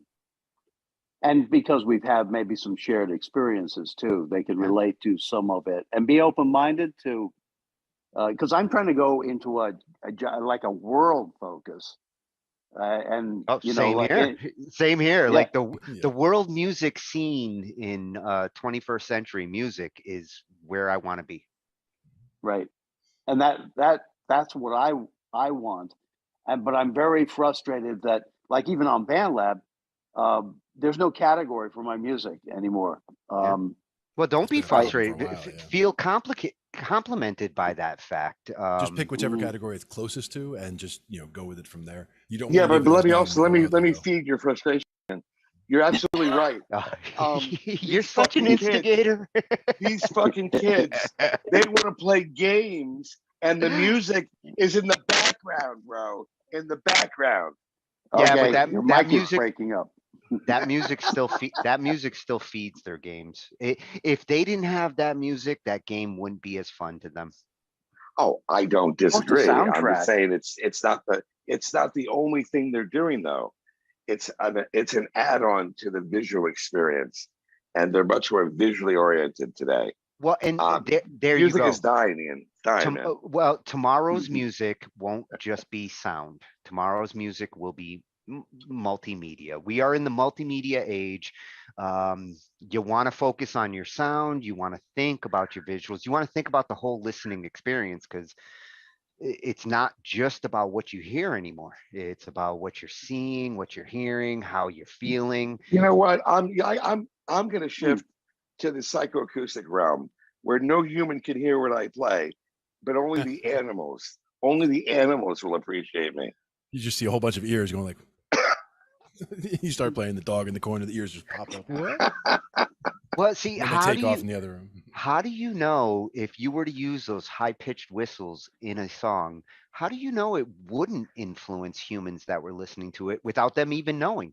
It all comes down to how good you subliminal sound. No, you're spot on. You won't know if it's affecting them until you really put it out there. That's why Nyquist created 44.1 megahertz. He created our spectrum, and then he doubled it in the event that, what if we responded to psychoacoustic sound? Like, what if? That's a great question, Yeah, I've really been seeing some interesting articles on like extreme tuning. Like I just wrapped my head around 432 tuning in the last couple of years, and I read this article the other day. This guy talking about 1,000 megahertz tuning, and I'm like, what? Wow. Which I don't know.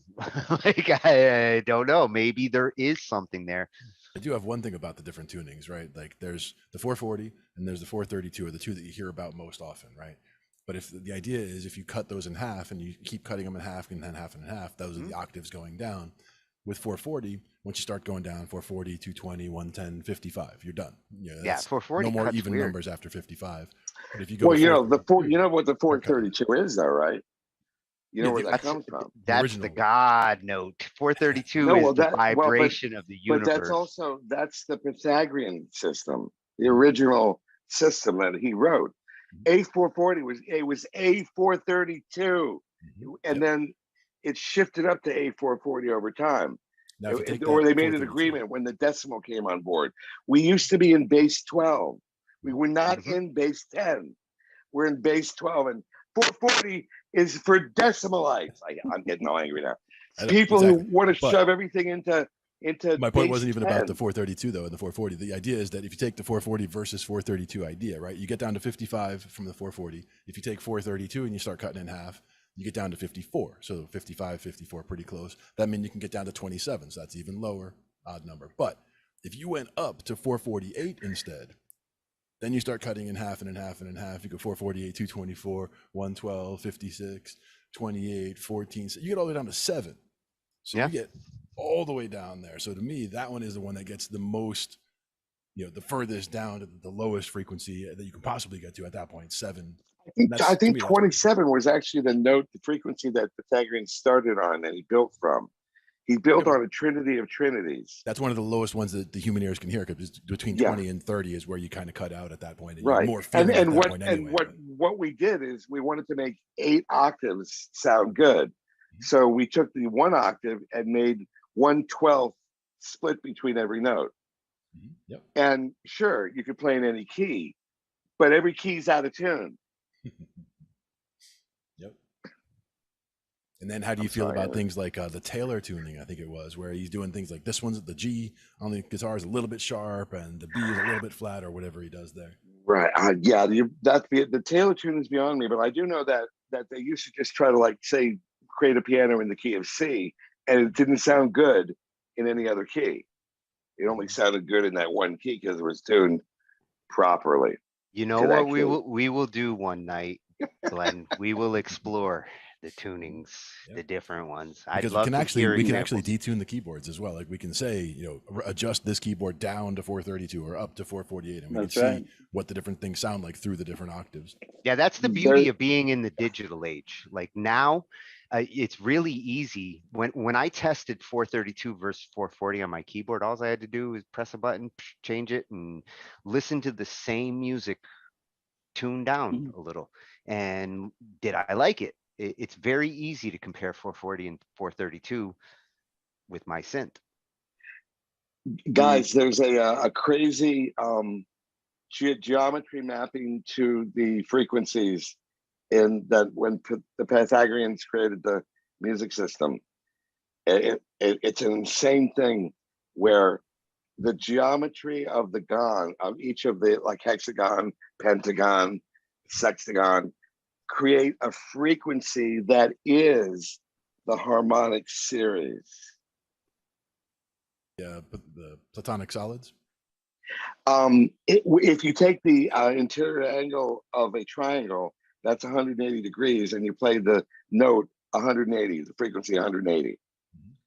And then when you get to a square, you double it, you get the octave. And so the harmonic series starts at the fundamental and then goes up to the octave as the note that we hear. In fact, we don't hear the fundamental, we hear the octave above the fundamental.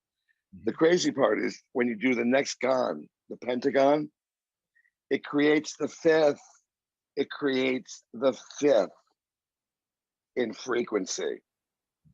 In other words, the platonic, the natural solids, the convex solids, not concave, but convex solids, 3 through 9 in frequency create the harmonic series. I mean, when they said that the spheres were singing, they really meant it. It wasn't an analogy. It was not an allegory. It was real. Diva does that too. Yeah, she does tune her stuff to 432 a lot. Wow, Ange wasn't shitting when she said this is highly informational. Wow, dude, you just blew my mind there. Now, Angie knows the frequency of the planet, right? The famous 8.7 hertz or something.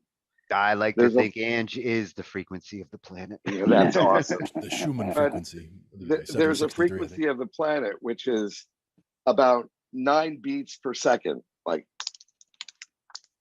it's a lot like the sound that the Western screeching owl makes when it does a flutter.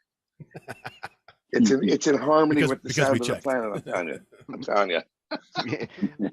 We freaked out an owl just to hear what it sounds like. It's called a chortle or something. Chortle, yeah. Anyway, yeah. In the future, we talk about pop music, but let's face it. Tesla created a frequency that almost brought down a building. He matched the frequency of the building and almost brought the entire building down. So why can't we use sound to cure cancer? Hey, I agree. And there's been, the whole argument for 432, and the whole reason why I started looking into it was because there's those who are researching it for PTSD and for its healing elements, not so much physical healing, but mental healing. It really seems to be having an effect in some cases, and I believe in that. I think there are certain ways that music can heal at the brain. Just because I went through a traumatic head injury back in my 20s, and there were certain aspects to music and playing the piano that really got me through. Awesome, really awesome. We just don't have the science on it yet. You ever degauss ahead? You ever degauss ahead on a tape deck? Oh yeah. Back in the 80s and early 90s in my electronic music class, that was a necessity. Yeah, right. So isn't that what we kind of like might want to do with our bodies with sound somehow, is degauss ourselves? And that's what my head felt like. Yeah. Somehow get rid of that bad pattern or reroute that pattern, somehow. Yeah. After the accident, it felt like, things had been shaken up and were no longer calibrated. And it took some years, and some of the things that I was playing and some of the things that I was listening to over time kind of like recalibrated. There's got the head back in place. I know we're taking it way out, but I said I'd end 45 minutes ago, but the psychoacoustic phenomenon, what about the sub-psychoacoustic phenomenon? Lower notes that we don't hear but feel. Oh yeah, like imagine laying in a massage bed where like the subwoofers are under you. It's possible that physically that could actually help too. Yeah. I've always thought that the bass guitar, you don't hear, you feel it. Glenn's healing us. You never hear a bass guitar, you only feel it. I always felt the bass, Well, that's because when I had a stack of SVTs behind you on drums, that was therapeutic. Yeah. That's what I love about the 5-string bass also. Get those low notes in there.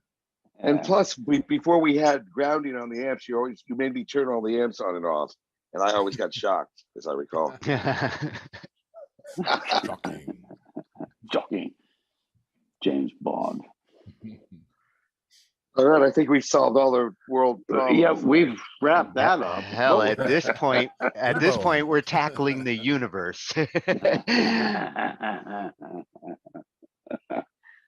Oh, last week was Soul's birthday? Okay, we got to definitely bring that up. Oh, that's right. Yeah, I think it was Saturday. And also Aviva's birthday was over the last weekend. Yeah, hers was Sunday. Oh yeah, mine is coming up. I'm sorry we missed you last Thursday. There you go. I'm on 28th of Sunday. Nice. You'll be 28 this Sunday, man. Congratulations. It depends on your math. On what base you're for large values of 28. Yeah. In inverted dog years. So a lot of Virgos out there. That's what's happening, man. Sure. Good stuff. Don't get me started on the mathematical possibilities of the astrological system. There's a correlation there. It actually works. Man. It actually works. I know that. He's a Sagittarius, and I'm a Virgo here. See, now we're going to get, we're going to bring it home for the audience here, something they can relate to. And my mother was a Sagittarius. My wife is a Sagittarius. My boss at work, she's a Sagittarius. My daughter, Sagittarius. My oldest son, Sagittarius. Get out of here. Wow, you are on a roll. I'm screwed, basically. No, it's all good. They're the spark of my imagination. These people keep me on my toes. What's your ascendant? Do you think your sign? What's your moon? What's your moon? Do you think your sign has affected you creatively, or do you think yes, alignment there can have an effect on a person's creativity? I think it affects my process, as Mike will attest to. It affects my prostate, actually. Go ahead, yeah. Hey now, prostate. I knew that was coming. In that, I tend to be the more I'll fuss over, one take over another until I'm satisfied with it. It makes you a certain kind of artist, like that anal artist that just needs to make sure it's perfect. Is Sagittarius. That's Virgo. That's the Virgo guy right there. Yeah. Until your term, Tony, we say all the time, until you surrender to the mix. Yeah. When I'm exhausted, then it's time to hit publish. But yeah, it's I don't know if I really believe in all that stuff. Who could know for sure, right? Well, I do believe certain aspects of it do kind of nudge personalities in us. Like there is something to be said that like, oh, Aquarians are this way and Leos are this way. It's not to say all are going to be that way, right. But there's a common theme that you can't ignore. It makes for interesting starting points for conversations or whatever. And I've seen people and I thought, oh, it's an Aquarius, and then turn out I'm dead wrong. You know what I mean? They don't fit that mold at all, or that. Well, you got to know the whole natal chart, dude. You got to know the ascendant. You got to know the moon. Now you're getting. That's very Virgo of you. One that I actually enjoyed a lot was a book that I saw one time that was a combination of Eastern and Western, where you would have your zodiac sign, but then also what year in the Chinese calendar you were born, and they had the specific categories for each sign in each year, and it got really specific. I haven't overlapped them, but I'm a monkey. My wife's a monkey. My daughter's a monkey. Have you guys done the I Ching? My uncle is a monkey. Have you done the I Ching? I feel like a monkey. After this discussion, if you hang around with us, Tony, it's we're very. I could hang with you guys all day. It must be in the Connecticut water. There's something going on here. I think they had too much fluoride. Too much fluoride? Maybe we go. And no, we were near the nuclear submarine base. That was something else that was in our water. That's possible. Yeah. That was a super fun site right off Route 12. We used to play where Dow Chemical dumped all their chemicals. Remember the woods? The sand pits? Yep. Oh yeah, baby. And remember sucking in that air out in Pfizer down there by every point? That was I drove by the Pfizer. Air. Yeah, I drove by the Pfizer plant like daily. Jesus. It was like sick candy. Remember that? So we're more like who we are, not as astrologically speaking, but from the contaminated surface water in Connecticut. It would explain a lot. And there's a lot of lead in the paint here too from the colonial times, anything pre-70. Lead paint was much better paint. It tasted way better than this new. Well, it lasted longer. That's why horns are red for a reason. The iron in the paint. Come on, man. Super cheap. Stop us, Tony. Stop Can't even get a red M&M these days. Sorry, getting angry. Well, you want to hear some music? Yeah, you got another tune? I mean, we're waiting for Yeah. Soul. Whenever Soul pops in, we're gonna have to bounce and get him set up. But if you got a tune, What's he doing? Is a You guy? guys Is go all another night? guy? Electronic Thursday. Wow. Oh, you guys should check it out. If you like electronic synth music, he's really like hunting it across BandLab.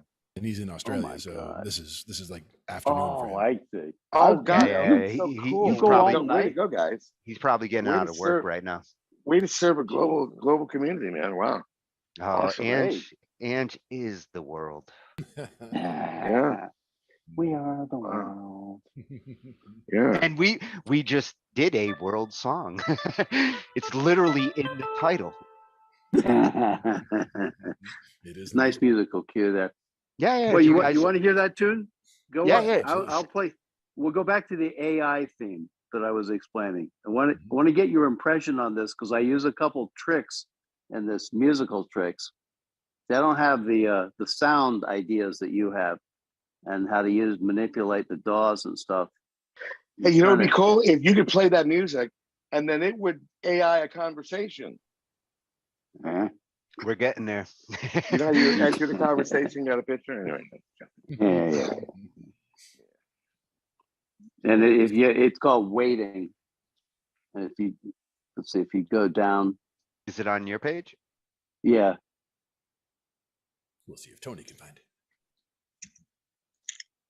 Oh, Tony can do anything. Let's see if I still have. I closed one tab. No, I still have. Now that he's got internet, it's like, oh, it's a whole new world. You didn't have internet before? His internet was terrible. Yeah, it was not. We used to use aviator carrier pigeons to communicate, I recall. Yep. And a cannon Took a while. strings, yeah. I was using Hughes satellite, like that's all we could get out here, but that's like real yeah, satellites. Wow. Yeah. We were getting like 4 megabit speeds. I switched to Starlink a couple months ago, which is low orbit internet, and it's almost like broadband level. Really? Wow. Well, I've been on this whole time. I could have never done that with the other satellite. Wow. It's on fucking satellite. Is that Elon's satellite? Yeah. These Connecticut guys, man, I tell you. Yeah, this is the SpaceX. Elon's coming. Your mic is That's what saturating. Eli's coming. Yeah. Here we go. There we go. You up on that page? It's probably, let's see, I don't know how many down it is. I'll do some quiet 3. miming while you guys are finding it. Do some juggling.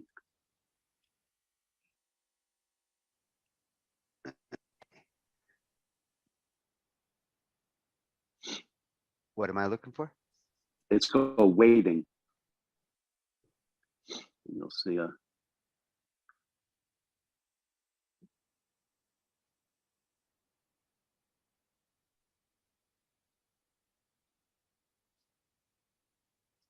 Oh, You're passing all the huh? good stuff, man.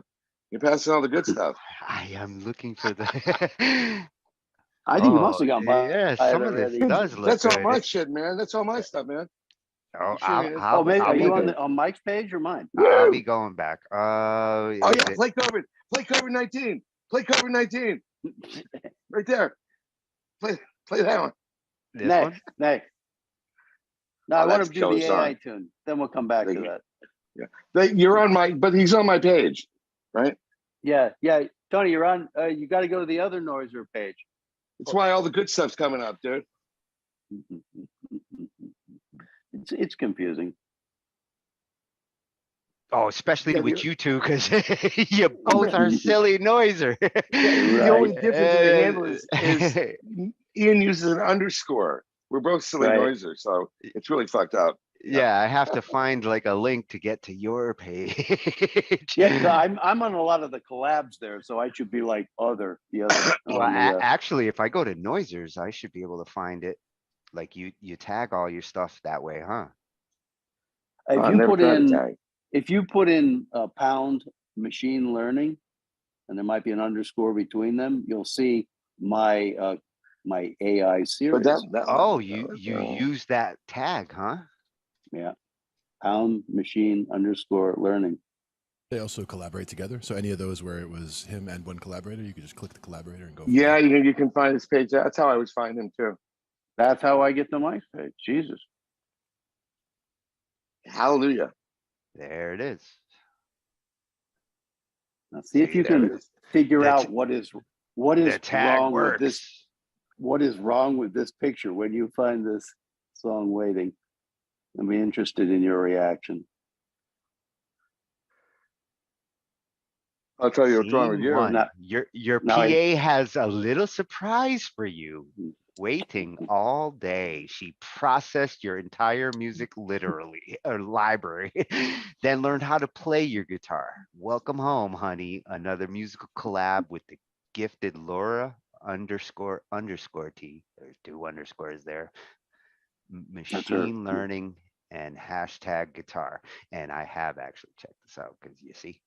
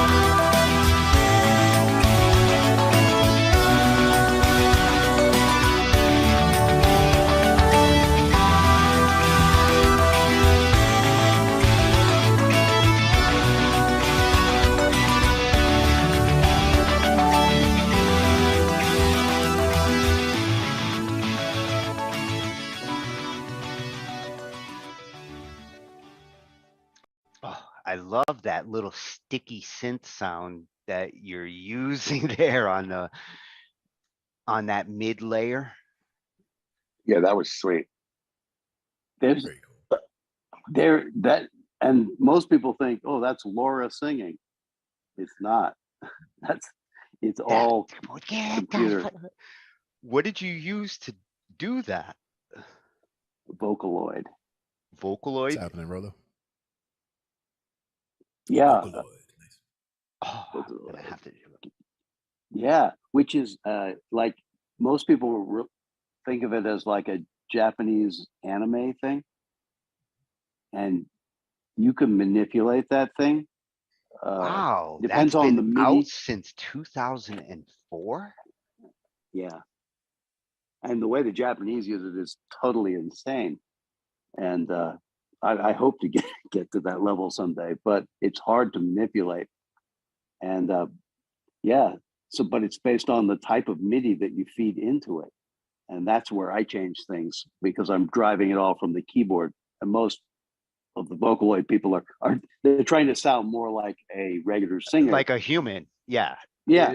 But yeah, but I'm Well, looking for this is the robot waiting to she's singing to you when you get home and she's playing the guitar in the back. That's that intro, right? So that's why so the guitar sounds all choppy. It sounds like if you know she studied all Van Halen and all this stuff, and then you know the computer has technically got it, but they don't have it. You know what I mean? And so I tried to put myself in that mindset of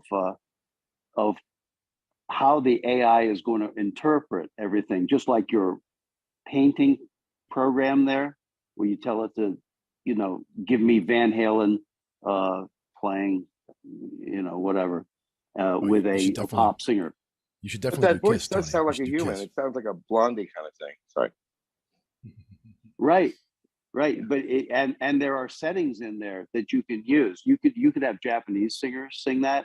I can feed the lyrics into it, and my lyrics are shit. Okay, but it's only a computer talking to you. And well, remember how long do you think before the AI starts writing lyrics? I mean, there are already lyric generators out there, but incorporating this technology with that technology, I think is already on its way. I'm trying to emulate the musical version of what you were showing with that picture program. I'm trying to get, as I say, in the mind of the computer, and I'm trying to anticipate how the computer is going to react.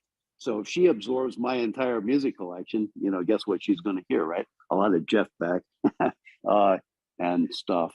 That's the Weather key. Is you Report. kind of look at it as kind of the weighting, the way that it weights the different artists in the amount of influence that they have on your style. So if you had 1,000 Beatles songs and only 10 songs by Tom Petty, the sound is going to sound much more of a Beatles style, for example. That kind of thing. And she knows how many times you play each track.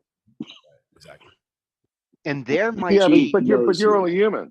That might be the secret benefit to AI for us as humans in the future is we might learn more about ourselves after we teach AI about ourselves. And that AI shows us like a AI mirror, like this is what I learned from you. Well, they're already doing it. You know, I mean, go search on it for a car and, you know, and it knows that you want a white Subaru, whatever it is. All marketing, everything goes into a bucket, right? But if Google knows me, it knows I don't want a car.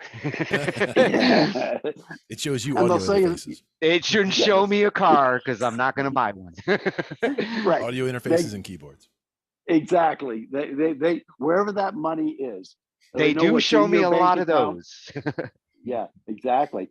I like to, you know, if I'm, you notice how everything cross banners, like I could be on my phone and you put in, you know, I'm looking for a car or whatever. I go to work, a totally separate, different platform, right, of computers. And I'm seeing banners. If I go up and check the news or something, there's that goddamn Subaru, you know, or guitar sites of Reverb, you know, I'm starting to see fretless basses everywhere. And they're just cross-platforming. Well, and fretless basses really are making a comeback. I hope so. Well, I've been seeing that over the last couple of years as I meet more and more bassists who prefer them. Well, you know what I've been looking for is a good fretless guitar, and I want a fretless. That I have not seen as much of, and I saw a video about it. Yet to see a guitarist. Yeah. There's a guy called Guthrie or something, and he crushes the thing.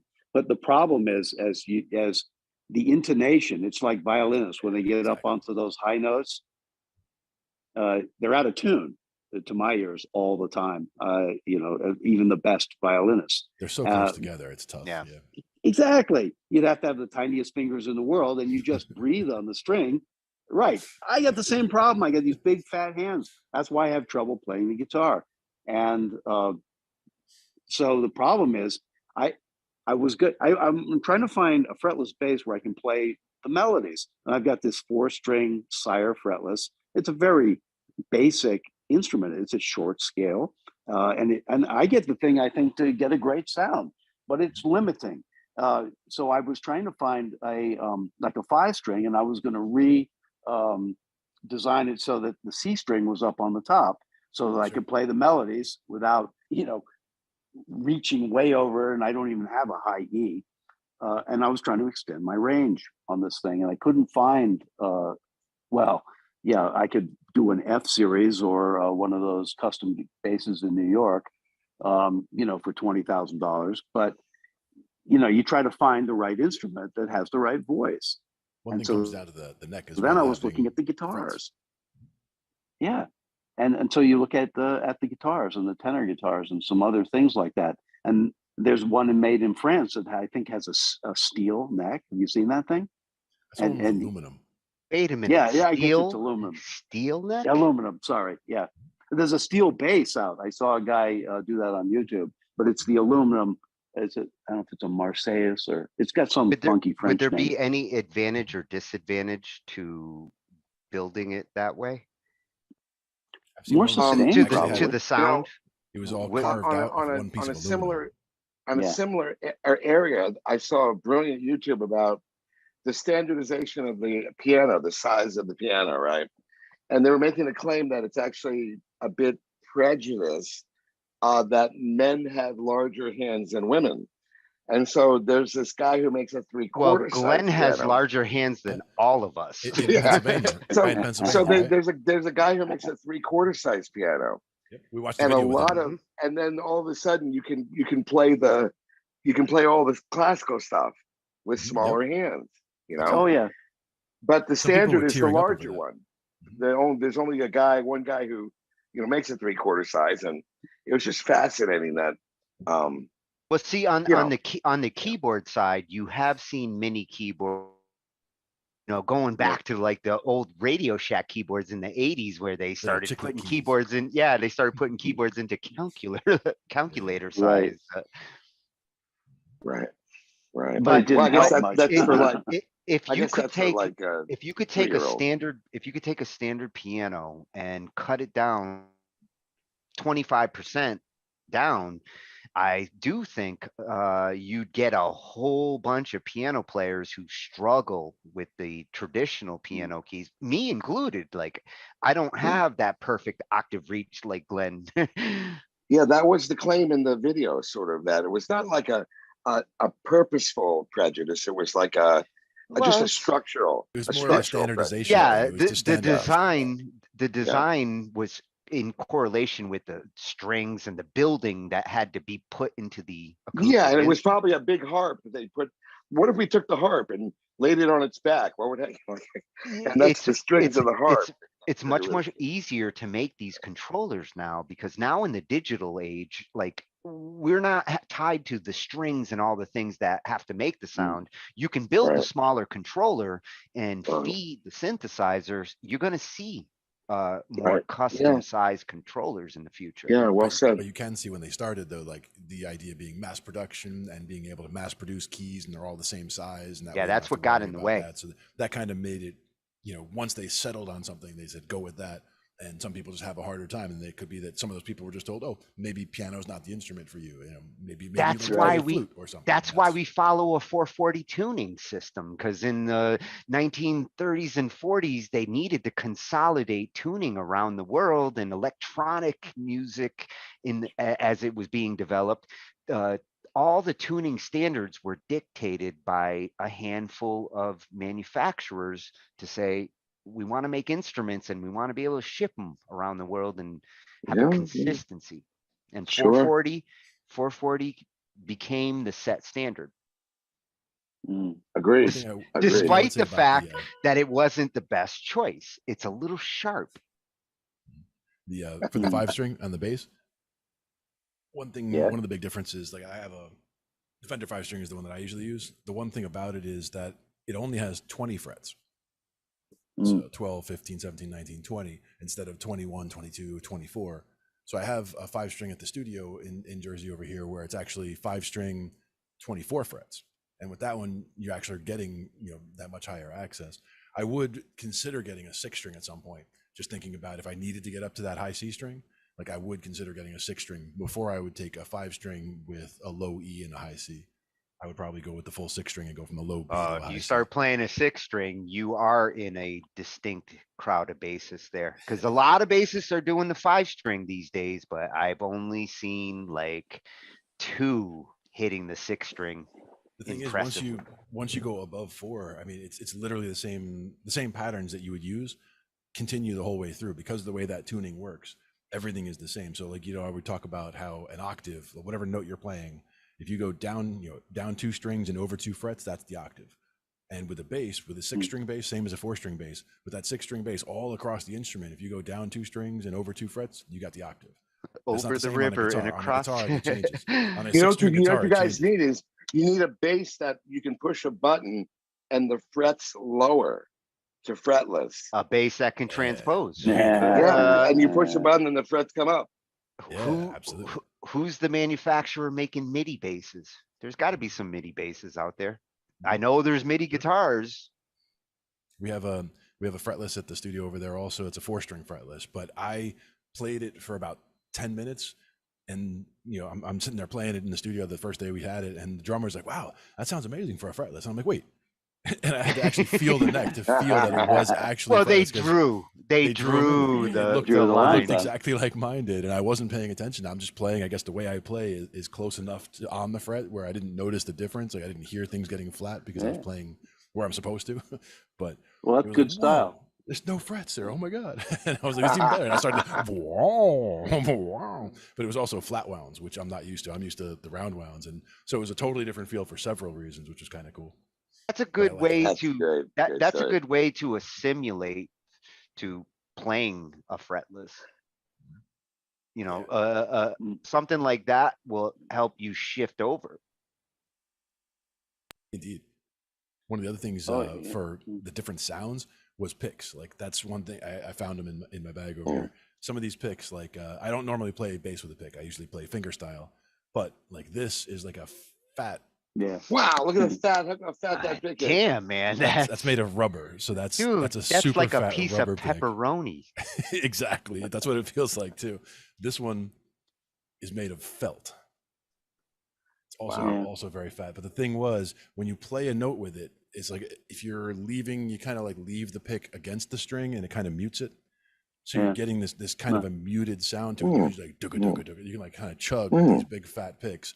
And it kind of mutes as you're hitting. So it's kind of a weird sound, kind of a niche sound that I wouldn't use all the time, but it was one of those that I was like, I got to try this out. And so I did, and it was pretty cool. That's great. My buddy used these monster like ceramic tile picks. What is like probably 2 mil maybe. This is like a regular guitar pick, but it's I would expect bass, you're going to want a fatter pick. A little thicker. You want a thicker pick on a bass. This is one of the paper thin, like the me, I don't even want to pick on bass at this point. Like if I try a bass, I really want to get comfortable fingering. Absolutely. Yeah. One of the things about the finger style there is, and again, to me, the 5-string, what I love about it, or one of the things I love about it is the fact I got 5 strings on the bass and I got 5 fingers. So on my picking hand, I can just mute all the strings that I'm not using and just hit the ones that I want to. And just, that's one of the things about trying to keep everything muted. And that's one of the things in the beginning I was asking my buddy on guitar. I'm like, how do you keep all the strings muted? And he just couldn't, elaborate to me how he does it. It's just the way it happens. And it don't play them. You have to grow into it. Yeah. It's like, are you muting with the left hand? Are you muting with the right hand? Are you muting with the palm? Are you muting with the fingers? It's all those things are, what is got to be comfortable to you. And you have to be able to not. Well, and you get a different kind of mute. You get a different kind of mute sound depending on which way you do it. Mm-hmm. And it's important on the bass. Some of that funky mute, you got to do it on the neck. Notes overlapping to other notes. You have to definitely mute. There's a lot of muting on the bass. Reminds me when I play timpani. You have to kind of mute the drum, move it around because they're so big and they're so loud. It's flopping for a while. How long did you play timpani? When I studied classically, it was one of the requirements. I I tell you, really wish. I wish hardest when thing I on was in grade school, like I joined band timpani. I wish I had taken that opportunity when I had it. it's a pretty flashy instrument. The most difficult thing on the timpani that I discovered was that if you're going to do a key change, like a half step up, you have to tune in the key that you're not in to be there. So you have a lot of like, yeah. You got to get comfortable with the locations across it, because a timpani is like a pitch-based instrument. It's not a drum. Not when you use it right. You have to have a sense of pitch and melody, and on a timpani, not just as a drummer. You definitely have to deal with how you hit it, how long the head that sticks on the head, all kinds of different sticks for different, like picks, fat felt, thin felt, high, fascinating, difficult instrument to play. There are 5 drums a lot of times. One of my favorites in all the orchestral instruments, in my top 5. For me, it's always been the triangle. It will always be the triangle. Oh, you're the cowbell guy in rock. Hey, yeah, if you have time, I play a song that I wrote that Ian put all the music down to it like a year ago, just like a funky groove, and I finally came up with a lyric for it on my feed, and it's about COVID-19 and the 4 Horsemen. That's the one we were looking at. Coming to my house, and we jam, and they play an udu, tambourine, triangle, bongos, and there's a couple of other weird lyrics going on in the song. It's the end of the world. COVID-19 and the 4 Horsemen. Yeah. And I just saw Soul popping. I think right. Popped There's in my the back. cowbell. So we'll take a listen to this, and while I'm doing that, I'll go check and see how he's doing, and we'll get ready for our electronic Thursday. Yeah, cut us off anytime, Tony. We're past our bedtime anyway. Yeah, I got my third win. I'm just waking up. I know it. I love it. But if I don't get to talk to you again before, if we're out here already, really enjoyed it. Thanks a lot. Absolutely. Quiet. Listen to the song, man. Always a pleasure. All right. Fantastic stuff. We're going to be revisiting some of this over the next couple of weeks, because I got research to do. I took notes tonight. Honestly, I took notes. Me too. Highly education. Revelation 69.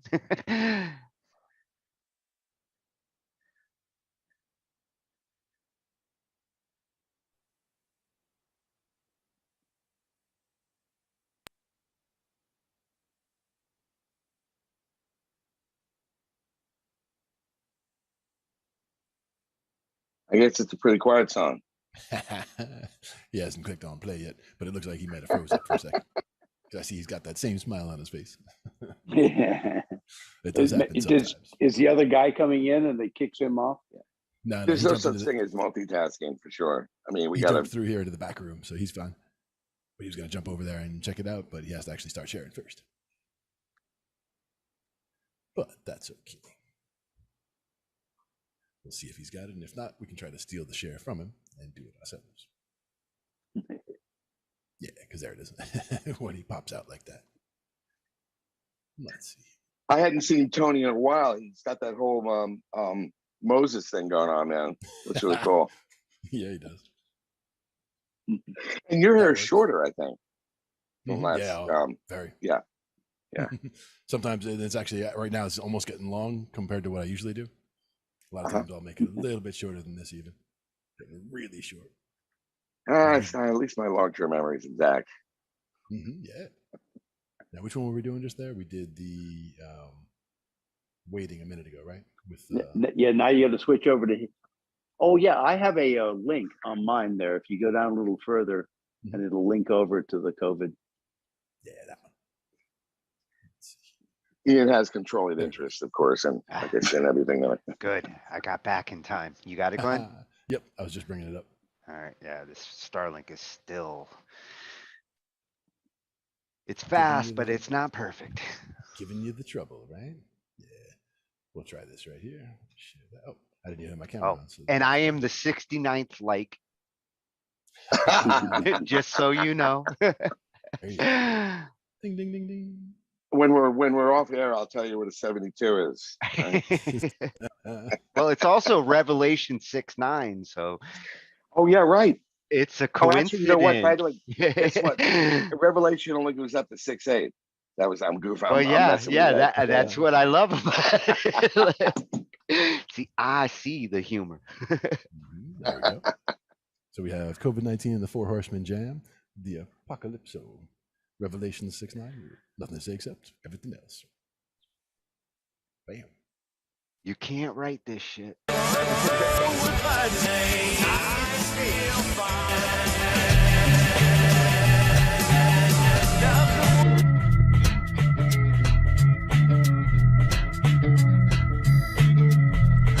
Well, I was sitting on top of the world, it was my birthday, when COVID-19 came my way. And now I'm sitting alone, I got nothing to say, except I like watching the end of the world, like anyone else, watch it all unfurl. Here come the four horsemen, they're going for a ride, with COVID-19 personified. Now it's the end of the world today, and I'm supposed to come up with something clever to say that will heal the planet and save the day. But I got nothing. So four horsemen are almost here. I gotta blow, I gotta ease my fear. Now the prophecy's becoming real.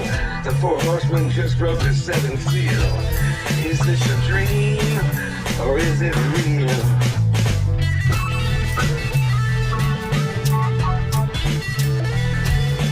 Now they've arrived, we're talking about doom. They're looking at the watches, sitting in a living room. Death, famine, war, and pestilence. It's COVID-19 with the rest of them. Well, it's the end of the world today, and I got nothing to say except, hey, COVID, pass the joint, pestilence, pass the beer. Hey, COVID, pass the joint, pestilence, pass the beer. Who's got the nachos? Who's got the nachos? Hey, Dad, put down that sword and pick up the maracas. What do you make for it? Hey, COVID, listen to this. It's a new way to play with the hand of the wrist. Hey, War, you're on tambourine. Listen to the rhythm, you're a groove machine. Hey, Devin, let's get in. Pick up that triangle, jokes on the maniacal. Hey, Pestilence, do what you must. Pick up the bongos, don't enjoy the rest of us. Let me hear you play, or let me hear you play. Hey, COVID, pass the joint, pestilence, pass the beer. Hey, COVID, don't bug out that joint, pestilence, pass the beer. Hey, COVID, pass the joint, pestilence, pass the beer. Hey, COVID, don't bug out that joint, pestilence, pass the beer. Who's got the nachos? Well, the end of the world has come, but the party has just begun. Armageddon has come today. Let Jericho and Gabriel begin to play. It's the end of time, I fear, but the music is all I hear. But the end of the time has come. We're gonna party like the party has just begun. When you told it, pass the joint, that's at least pass the beer. Hey, COVID, don't blow out that joint, that's at least pass the beer. Hey, COVID, pass the joint, that's at least pass the beer. Hey, COVID, don't blow out that joint, that's at least pass the beer. Who's got the nachos? Who's got the nachos? Hey, Dad, be not proud. Somebody grab their horses, try not to make a sound. Hey COVID, come over here. I got too close. Yeah, right about there. Hey war, what are you good for? Absolutely nothing. Say it again. Whoa. Hey pestilence, you're still hanging with the rest of us. Hey Kevin, I know you got those dojos. Armageddon has come today, and I got nothing to say. It's still my birthday.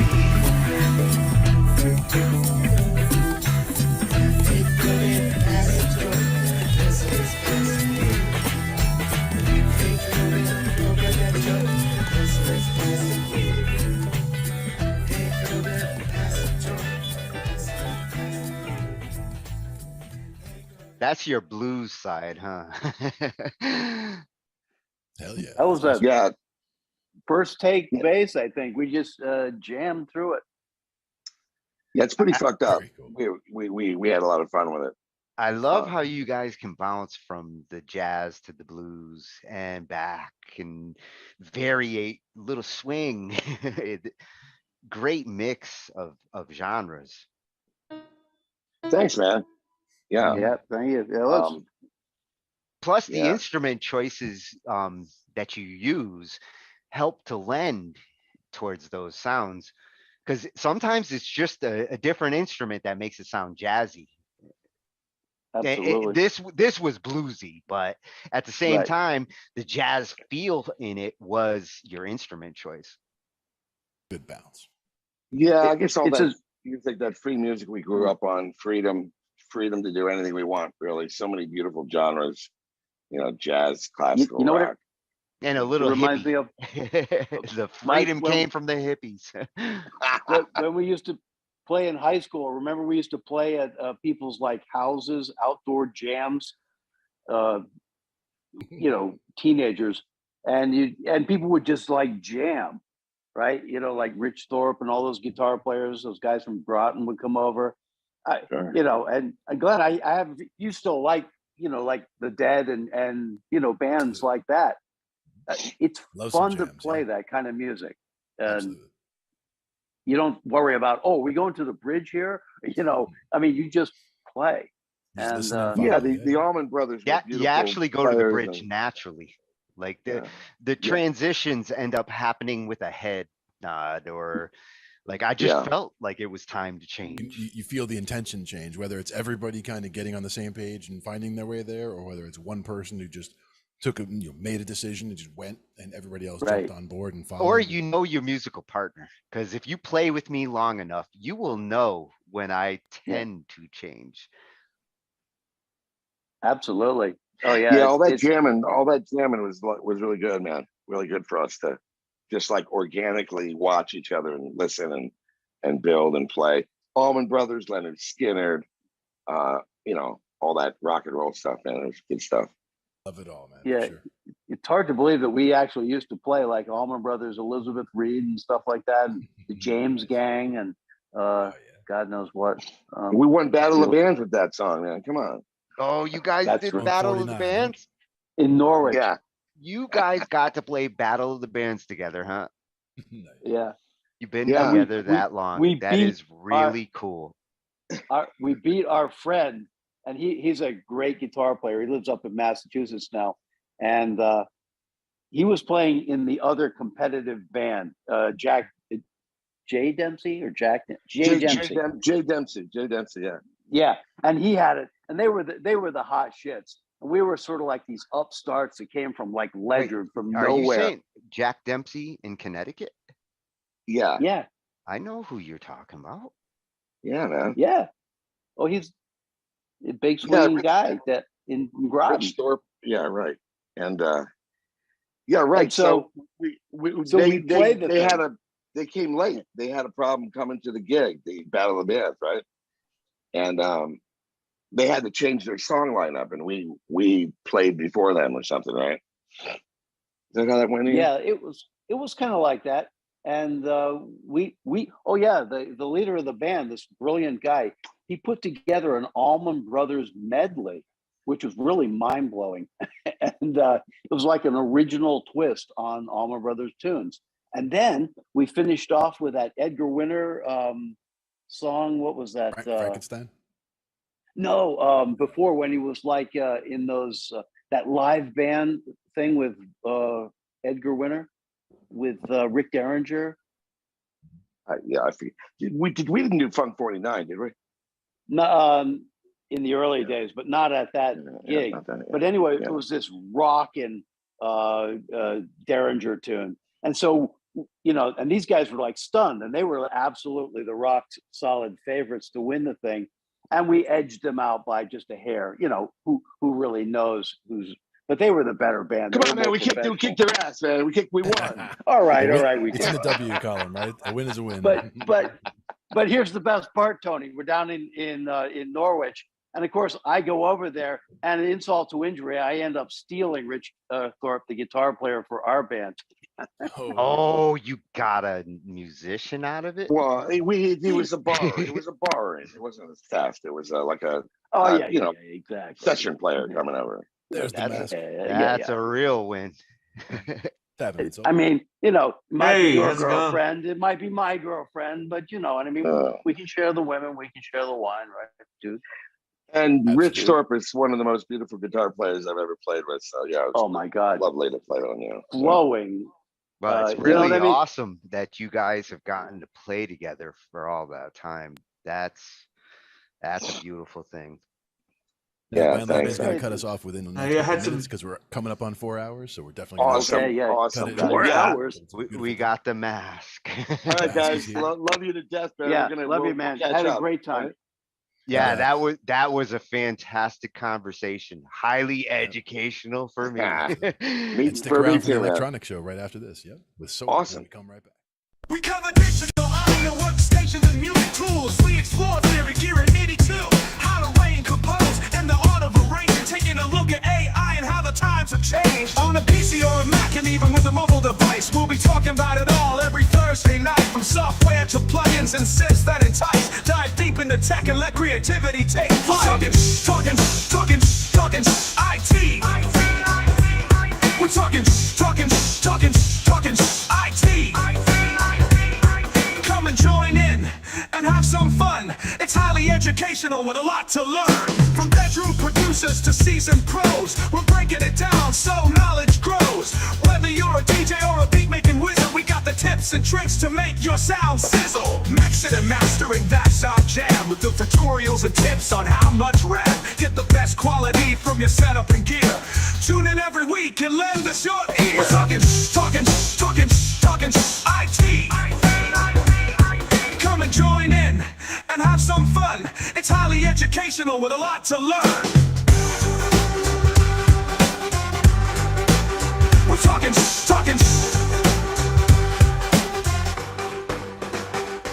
We're talking IT. We're talking IT. Every Thursday night on Angified.